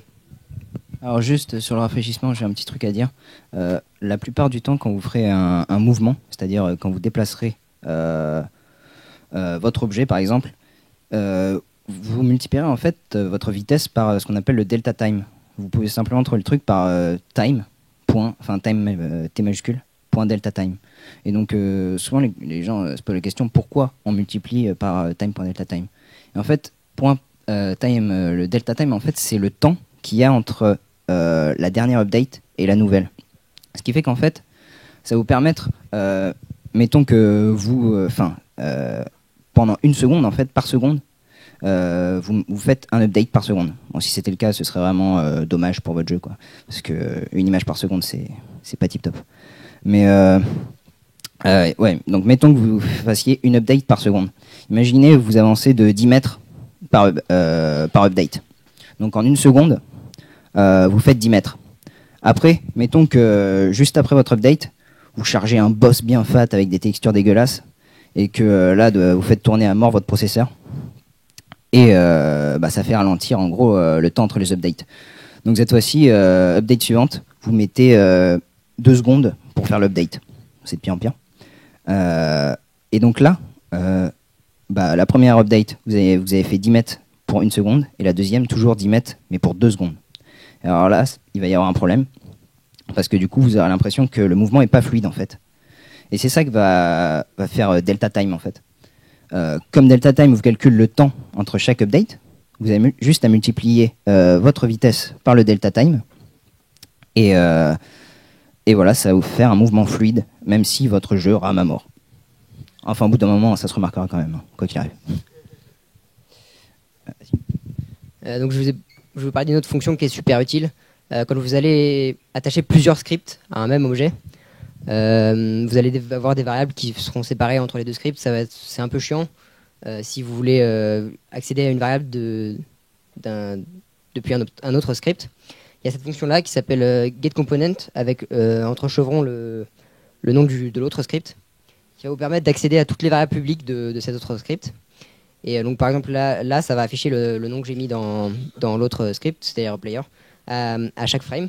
Debug.log c'est un genre de console white line, ça vous permet de débugger comme son nom l'indique et de savoir à chaque frame si vous avez bien fait ce qu'il fallait. Les animations. Ouais, au niveau des animations, donc comme vous allez faire des jeux en 3D apparemment, bien que je suis sûr qu'il y en a qui vont commencer à la 3D et qui vont se mettre à la 2D, vous allez avoir besoin de pas mal d'animations. Donc il y a vraiment, au niveau de l'animation, il y a vraiment des trucs hyper utiles dans Unity. C'est notamment un truc hyper puissant, c'est l'avatar mask. Alors, sous ce nom un peu chelou, en fait, si vous séparez le corps de votre personnage en plusieurs parties, genre le bras, le corps, les jambes, quand vous allez vouloir faire un mouvement, c'est-à-dire courir, vous allez tout déplacer en même temps, c'est-à-dire les bras, les jambes et le corps. Mais par exemple, imaginez, je sais pas pourquoi, que votre joueur il veut faire coucou à un moment. Quand vous allez faire votre modèle 3D, vous allez faire tout votre modèle, vous n'allez pas juste faire le bras. Et donc, quand vous voulez faire coucou, vous voulez pas que le mec qui est en train de courir, il s'arrête et il fait coucou. C'est là que l'avatar mask va être vachement utile en fait. Vous allez avoir un affichage de toutes les parties du corps et vous allez dire, voilà, alors je vais masquer ces parties-là quand je vais faire coucou, c'est-à-dire je vais pas utiliser les jambes, je vais pas utiliser le corps, je vais utiliser que le bras, ce qui fait que votre personnage, quand il courra, il pourra, grâce à l'avatar mask, utiliser vraiment que le bras. Et donc ça, c'est vraiment hyper pratique. Au niveau des animations aussi, vous verrez, vous aurez un espèce d'arbre qui vous permettra de passer en fait d'un état à un autre.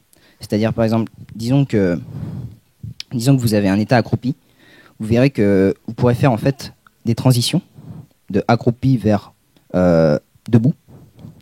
Et donc que vous aurez pour ces transitions, vous pourrez mettre une variable. Par exemple, dans votre code, vous avez un booléen. Tout le monde sait ce que c'est qu'un booléen, j'espère. J'interroge quelqu'un là, -2 à son prochain TP si c'est pas. En tout cas, ouais, donc vous pouvez faire ça. Vous pouvez mettre n'importe quelle variable, c'est-à-dire vous pouvez mettre des int, etc. Donc pour passer d'un état à un autre. Je sais pas si on va pouvoir le montrer là parce que je me souviens plus comment on fait. En fait, il faut ajouter add component. Après là, on fait animation. Normalement, c'est dans miscellaneous. J'ai jamais su prononcer ce mot. Voilà.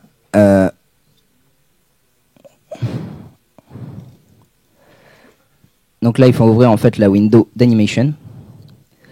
Là, le principe, c'est que là, on n'a pas de sprite, mais vous mettez en fait vos sprites. Ouais. Là, en fait, vous mettez vos sprites à l'intérieur, si vous en avez plusieurs. Je vous conseille quand même pour votre GPU, parce que, à mon avis, vous allez faire des projets plutôt gros et plutôt sales, parce que pour la plupart, vous n'avez jamais ou peu codé avant. Donc, je vous conseille d'utiliser en fait des sprite sheets. C'est-à-dire que, enfin, vous aurez plutôt des modèles, mais en tout cas, pour toi, qui fais ton projet en 2D, il faudrait que tu utilises des sprite sheets, et donc que tu utilises plusieurs tiles sur une même feuille. Et donc ouais, vous mettez toutes vos animations là-dedans. Et ce qui est vraiment génial, c'est que vous pouvez ne pas que mettre des animations. C'est-à-dire que vous pouvez dire aussi, mon objet, là, je vais faire enregistrer. Là, il va vouloir enregistrer son animation. Et donc là, je suis en train d'enregistrer et je peux lui dire, vas-y Banzai, je vais lui faire une rotation. Et donc là, il est en train d'enregistrer. Ce qui fait qu'après, quand je vais play, ça marche pas. Mais normalement, ah et voilà. Voilà, normalement ça a marché, mais comme il y avait la fenêtre devant, vous avez pas vu.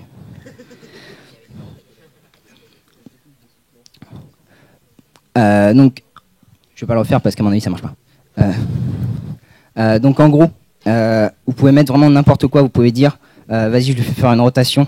Vous pouvez prendre n'importe quel attribut en fait de votre objet et lui dire dans l'animation, je veux qu'il soit modifié comme ça. Vous avez des courbes. Normalement, voilà, vous pouvez ajouter transform, sprite render, tous les attributs en fait de ces objets. Vous allez pouvoir les ajouter dans votre fenêtre d'animation et donc dire à cette seconde-là, je veux qu'il fasse une rotation, je veux qu'il disparaisse, je veux qu'il balance le script, etc. Donc de ce côté-là, vous avez vraiment pas mal de possibilités. Donc il y a vraiment moyen de faire des trucs cool. Qui n'a rien compris?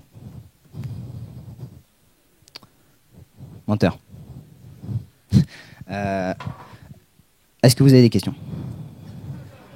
Ouais. Alors, t'as pas très bien compris en fait. Le code n'est que dans les scripts, mais tu pourras coder dans Visual Studio pour éditer tes scripts. Non. Impossible. En même temps, t'as pas vraiment d'intérêt. Tout est tellement abusé dans Unity que t'as pas besoin de rajouter ton point exe de Visual Studio à côté pour faire quoi que ce soit. Logiquement, tu peux tout faire sur un jeu vidéo avec Unity. Ouais.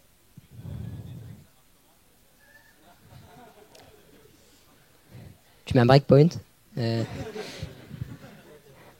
sais pas si tu vois là en dessous, il y a une page qui pète un câble un peu parce que je lui affiche à chaque frame le nom du player. C'est cette page qui s'ouvre quand tu as des erreurs. Tout à l'heure, j'en avais une parce que j'ai mis int name au lieu de string name. Ça se met en rouge ici et c'est assez clair à ce niveau-là. Vous avez tout ce qui est warning, etc. Ça s'affichera aussi. Et vous pouvez voir, après avoir stoppé, ce qui s'est passé pendant votre exécution. Donc là, il y a 15 000 players affichés. Mais ouais. Je sais pas si on peut faire des breakpoints. Si on peut faire des breakpoints. Et ouais, logiquement ça marche même sous MonoDevelop. Étonnamment. Après, si vous avez des erreurs dans votre code, ça les affichera pas sous MonoDevelop, ça les affichera sur Unity. Donc faites gaffe. Oui, ça les affiche donc justement sur cette page en bas. Donc faut sauvegarder son fichier MonoDevelop sous MonoDevelop ou enfin n'importe quoi. Et il va compiler tout de suite le projet et les afficher dans cette page de la console. D'autres questions? Ouais.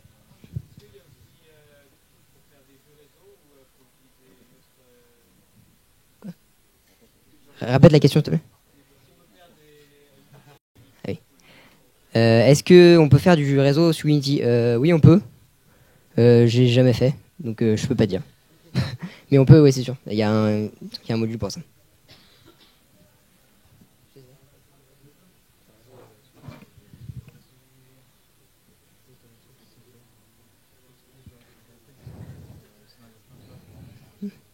C'est un peu plus particulier, c'est un peu plus compliqué que tout simplement afficher des trucs dans l'interface, mais c'est faisable.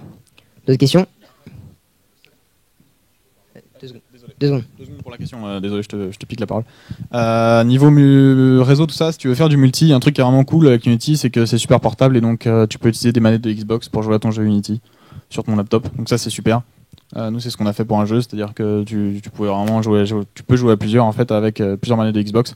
Donc à configurer, c'est un peu relou parce que configurer une manette, c'est juste relou de base. Je te regarde toi, mais je sais pas si c'est toi qui as posé la question en fait. C'est mec derrière. Ah d'accord. Donc le multi est très bien géré au niveau local. À ce niveau-là, tu n'auras pas de problème. Après, pour le réseau, c'est vraiment une autre grosse partie qui est à côté. Je suis pas sûr parce que ça fait quelques temps que j'ai pas touché à Unity. Je sais en SP. Mais normalement, ouais, le réseau est géré en tout cas par Unity. Mais même s'il le gère pas lui-même, les outils sont là et Unity te posera aucune barrière. C'est-à-dire qu'Unity est vraiment là quand il t'aide pas, et ça arrive pas souvent, il t'empêche de rien faire. Il t'empêche de rien faire, ouais, c'est ça. Ouais, ta question au fond. Est-ce qu'il est possible d'ajouter ses propres shaders à Unity? Oui. Oui. Ça va dans la même partie que tout ce qui est mesh renderer. Si tout le monde dans l'interface. Il y en a même des déjà inclus dans l'interface qu'on peut récupérer normalement, il me semble. On n'a pas chargé tous les packages, donc on les a peut-être pas, mais logiquement, il y en a. Si vous téléchargez le Visual Studio, vous allez en avoir déjà dedans, genre d'inclus. Oula, allô. Pour tout ce qui est ce que vous voulez rajouter de l'extérieur, il faut savoir qu'il y a une communauté, donc comme je l'ai dit tout à l'heure, qui a déjà codé beaucoup de choses. Vous avez un Unity Store sur lequel il y a plein de choses qui sont gratuites et qui sont déjà codées. Vous voulez tracer des routes qui sont un peu fluides et tout ça, il y a des créateurs de routes super bien foutus qui calculent les bonnes trajectoires pour que vos voitures elles aillent bien, elles prennent bien des bons angles et tout ça. Il y a vraiment énormément de choses qui sont déjà faites. Donc avant de recoder des trucs, de les prendre de l'extérieur ou quoi, dites-vous bien qu'il y a plein de choses qui sont déjà faites par d'autres et donc réinventez pas la roue à ce niveau-là, quoi. Je sais pas si Max vous avez déjà fait le coup du Tinkerer, Hardcore Techie et tout ça, mais c'est un truc qui fait en général tous les ans. Mais globalement, il y a Unity pour le coup, c'est tellement énorme que vous pourrez faire un jeu monstrueux. Vous avez chaque groupe chaque groupe ici présent va pouvoir faire un jeu vraiment sympa, quoi. On s'en rend peut-être pas compte comme ça parce que nous on met juste des putains de rectangles et tout ça qui sautent les uns sur les autres. Mais ne serait-ce que si vous vous amusez à passer une semaine, à rusher une semaine dessus sur Unity, vous verrez que vous aurez un résultat, ne serait-ce que graphique et tout ça, vraiment super sympa. Vous pouvez vraiment créer des jeux monstrueux avec Unity, c'est vraiment super. Et 2 secondes, j'ai juste un commentaire. Si vous voulez, là par contre ça va être un peu relou, importer des modèles 3D, parce qu'a priori vous voulez tous faire de la 3D. Il y a des modèles 3D, genre votre personnage, sa physique et tout ça, enfin son physique, son modèle 3D vraiment. Faudra pas les créer sur Unity. Il y a pas pour le coup, l'IDEO propose pas grand chose, il me semble. Il y a peut-être des plugins ou quoi qui existent, mais je les connais pas. Et à ce moment-là, vous pourrez très facilement importer des trucs qui ont été créés par exemple sous Blender ou d'autres choses. Donc tout ce qui est modèle 3D, va falloir se renseigner un peu pour le coup. Ce sera pas Unity qui créera les trucs. Il va pouvoir les gérer vos modèles, mais c'est pas lui qui s'en occupera. Au niveau de ce que disait Guillaume, vous allez voir le groupe qui a fait votre TP juste après va vous faire une petite démonstration tout à l'heure du rendu du TP normalement si vous le faites bien, et vous allez voir que c'est plus impressionnant que nos petits cubes dégueulasses. Et donc ça c'est le site de la documentation de Unity. Vous allez voir qu'il est bien fait. Il y a des vidéos pour vous apprendre même le C#, la base, les loops, etc. si vous êtes en retard sur les TP, etc. Et il est vraiment super bien fait. Ils expliquent avec des petites vidéos chaque petite chose que vous pouvez faire avec Unity. Et il y a vraiment beaucoup de... Vous aurez sûrement la réponse juste en cherchant dans la documentation. D'autres questions?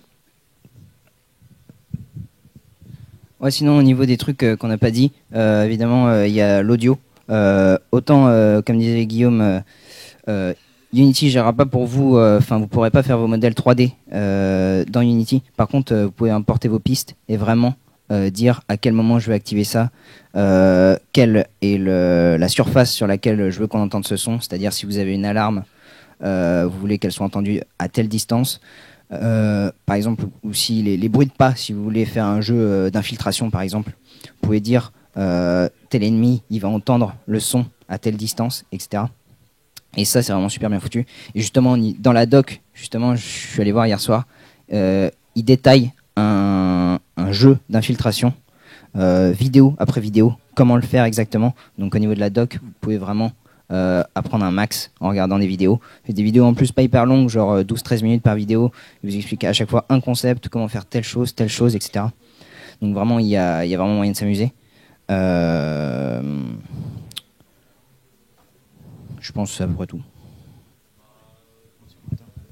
Juste, avant que je fasse un petit commentaire, il y a d'autres questions ou pas? Non? Ok, je disais tout à l'heure, je disais vraiment pour insister sur ce point-là, sur le point vraiment c'est fumé, vous pourrez vraiment faire des trucs cool. Je suppose que pas mal de vous connaissent la plateforme Steam, la plateforme de jeu. Si vous vous penchez vraiment bien sur votre projet, que vous vraiment vous rushez le truc bien comme il faut, ou vous appliquez sur les choses, sur les détails, vous faites le truc à fond de A à Z. Et c'est vraiment pas si dur que ça, surtout avec Unity.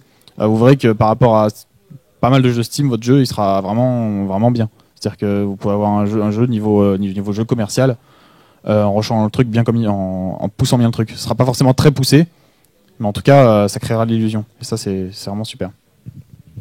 Qui connaît le jeu Rust? C'est fait en Unity. Donc juste pour vous dire, ce jeu a fait des millions de bénéfices. Donc si vous voulez devenir riche à la fin de l'année, vous savez quoi faire.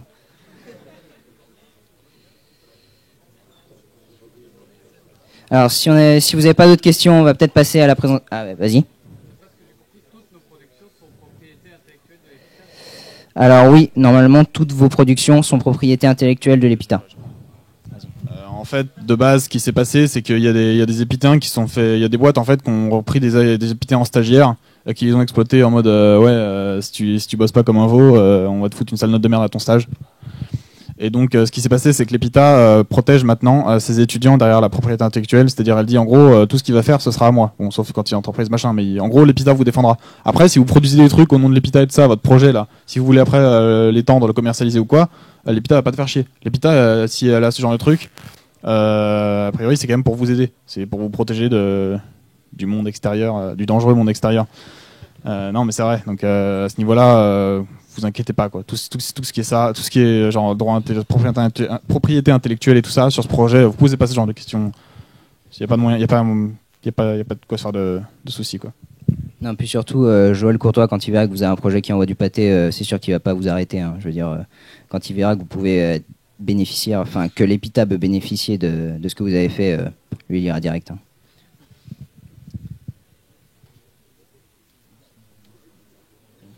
T'as un truc à dire ça? Présentation de l'interface vite fait.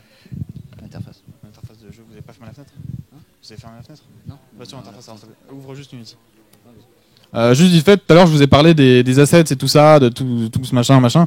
Je vous ai pas montré à quoi ça ressemblait dans l'interface, donc ce serait quand même pas mal que vous imaginiez un peu à quoi ça ressemble pour que vous puissiez associer les deux.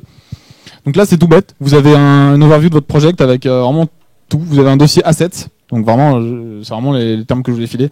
Avec tout ce qu'il y a dedans, vous avez des scripts, des animations, des textures. Ça c'est un asset de physics. Donc c'est vraiment organisé comme ça. Ici, vous avez dans l'inspecteur, vous avez votre game object avec tous les trucs qui lui appartiennent. Donc ici, par exemple, on a un rigid body. Ici, on a un script et tout ça. C'est vraiment les trucs, c'est vraiment du drag and drop. Donc c'est facile à utiliser, c'est facile à voir comment ça se passe. Quand vous déclarez une variable comme public, donc une variable globale, en quelque sorte dans un de vos scripts, il va apparaître ici. Par exemple, ici, le script useless que Seb a créé tout à l'heure, il a mis un name pour tester machin, mais n'empêche que ici, il peut modifier directement le player, le nom. Tiens, vide la string par exemple, voilà, Guillaume. Waouh. Donc c'est vraiment super. Depuis l'interface, vous pouvez directement modifier les variables à l'intérieur du jeu et modifier vos scripts. Enfin, c'est vraiment monstrueux. Même sans code, vous pouvez déjà faire des trucs vraiment cool. Et ça fait plaisir. Après, vous pouvez passer facilement du mode 2D au mode 3D ici. Vous avez vraiment plein de trucs. Ici, vous avez donc ici le truc de log. Donc vous verrez les warnings, machin, les trucs. C'est plutôt bien foutu. Et mine de rien, à ce niveau-là, avec Mono Develop, ça marche plutôt pas mal. Mono Develop tout seul est pourri. Heureusement qu'il y a Unity pour le remonter. D'ailleurs, un peu incompréhensible pourquoi Unity utilise un truc aussi merdique. Ici, vous avez la scène, donc comment ça se passe, vous avez les trucs machin pour déplacer vos objets. Il suffit que vous cliquiez sur Game et vous verrez à quoi ressemblera votre projet depuis la caméra. Donc c'est bien pour avoir un overview de à quoi ça ressemble, quoi. La caméra est là en fait. Ça, c'est ce que votre jeu verra quand vous le débuterez. Donc c'est plutôt pas mal pour avoir un overview de comment ça se passe. Voilà, après, de toute façon, tout ce qu'on n'a pas détaillé, les tutos le font très bien et dès que vous aurez une question, vous aurez la réponse très facilement sur internet ou quoi. Globalement, tout ce que vous essayerez de faire, normalement, en tout cas la plupart des choses, ça aura déjà été fait. Les problèmes auront déjà été posés, donc il n'y aura pas de problème à ce niveau-là. Ce sera vraiment cool. Donc vous pourrez vraiment faire des trucs stylés. Voilà. Ouais. Donc pour cette présentation, c'est fini. Donc a priori, on va laisser la parole au créateur du TP pour qu'il vous montre. Voilà, ils sont là. Donc, merci beaucoup et voilà. Bonne chance pour votre projet.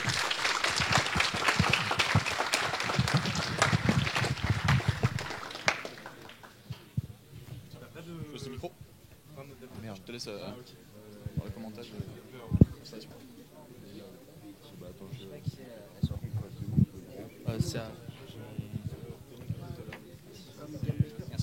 Tu prends mon laptop ? Ah, cool.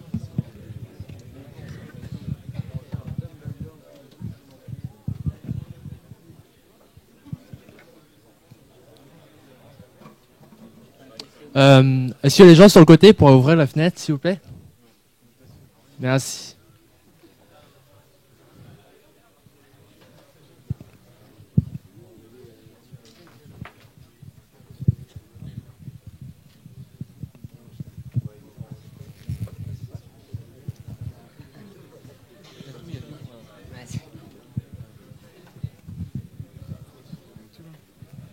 Non, il y a le projet qui n'est pas fait. Ils doivent remplir les scripts.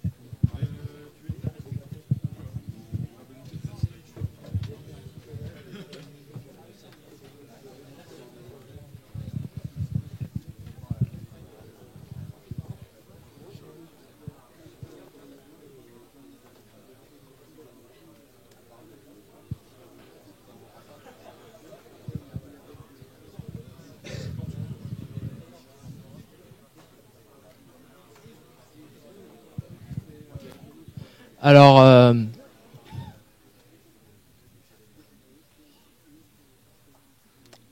donc on a préparé un TP pour vous. Il est en 3D. Le but, c'est de, alors lance le jeu. C'est de faire une sorte de Space Invaders en 3D. Donc, alors là, Jérémy, en fait, c'est un jeu en FPS et il y a des gobelins qui tombent du ciel. Il faut normalement essayer de les tuer avant qu'ils touchent le sol. Bon, là, c'est impossible, mais ça sera à vous de modifier les paramètres pour que le jeu soit jouable. Donc, oui, voilà. Donc, la seule solution. Donc ça marche. Ça marche parce que les gobelins suivent le personnage, du coup ils sont plus sur le sol. Donc on a fait un Git et dedans il y a tous les assets qu'il faut pour faire le TP. Et donc dans le PDF tout est bien expliqué. C'est vraiment pas à pas et à la fin normalement vous devrez avoir ce rendu. Donc c'est assez basique, mais vous pouvez faire vous-même plein de bonus, c'est-à-dire déjà rendre le jeu jouable, possible pour un humain normal. Ensuite, coder des fonctions en plus, je sais pas, ajouter des options au gun pour qu'il ait d'autres effets. Les sons aussi, parce qu'il n'y a pas de son. Donc après, c'est à vous de voir. De toute façon, on sera là, dans les salles de TP en train de tourner. Donc si vous avez des questions, vous pouvez demander à Jérémy ou Adrien, ou les autres aussi, ceux qui restent là. Voilà. Et si vous voulez commencer à créer votre projet aussi, bah c'est le bon moment. Commencer votre projet, c'est le bon moment puisqu'on est là, donc on pourra répondre à vos questions. Donc si vous avez des questions, c'est ça? D'accord. Donc dans les salles machines et ici, c'est le lien du TP et dessus il y a aussi le lien du Git pour le projet.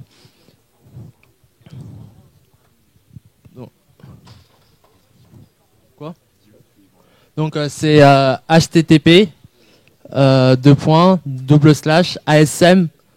asm.epita.it/unity.pdf.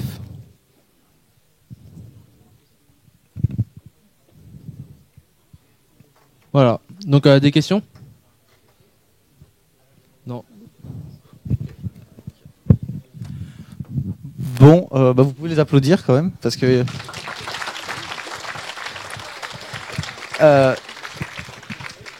J'espère que vous avez apprécié la conf. Je vous rappelle qu'il y a VJN en face qui fait des crêpes et qui vend des boissons toute la nuit. Donc faites le TP, prenez votre temps, faites des bonus et puis venez acheter à bouffer.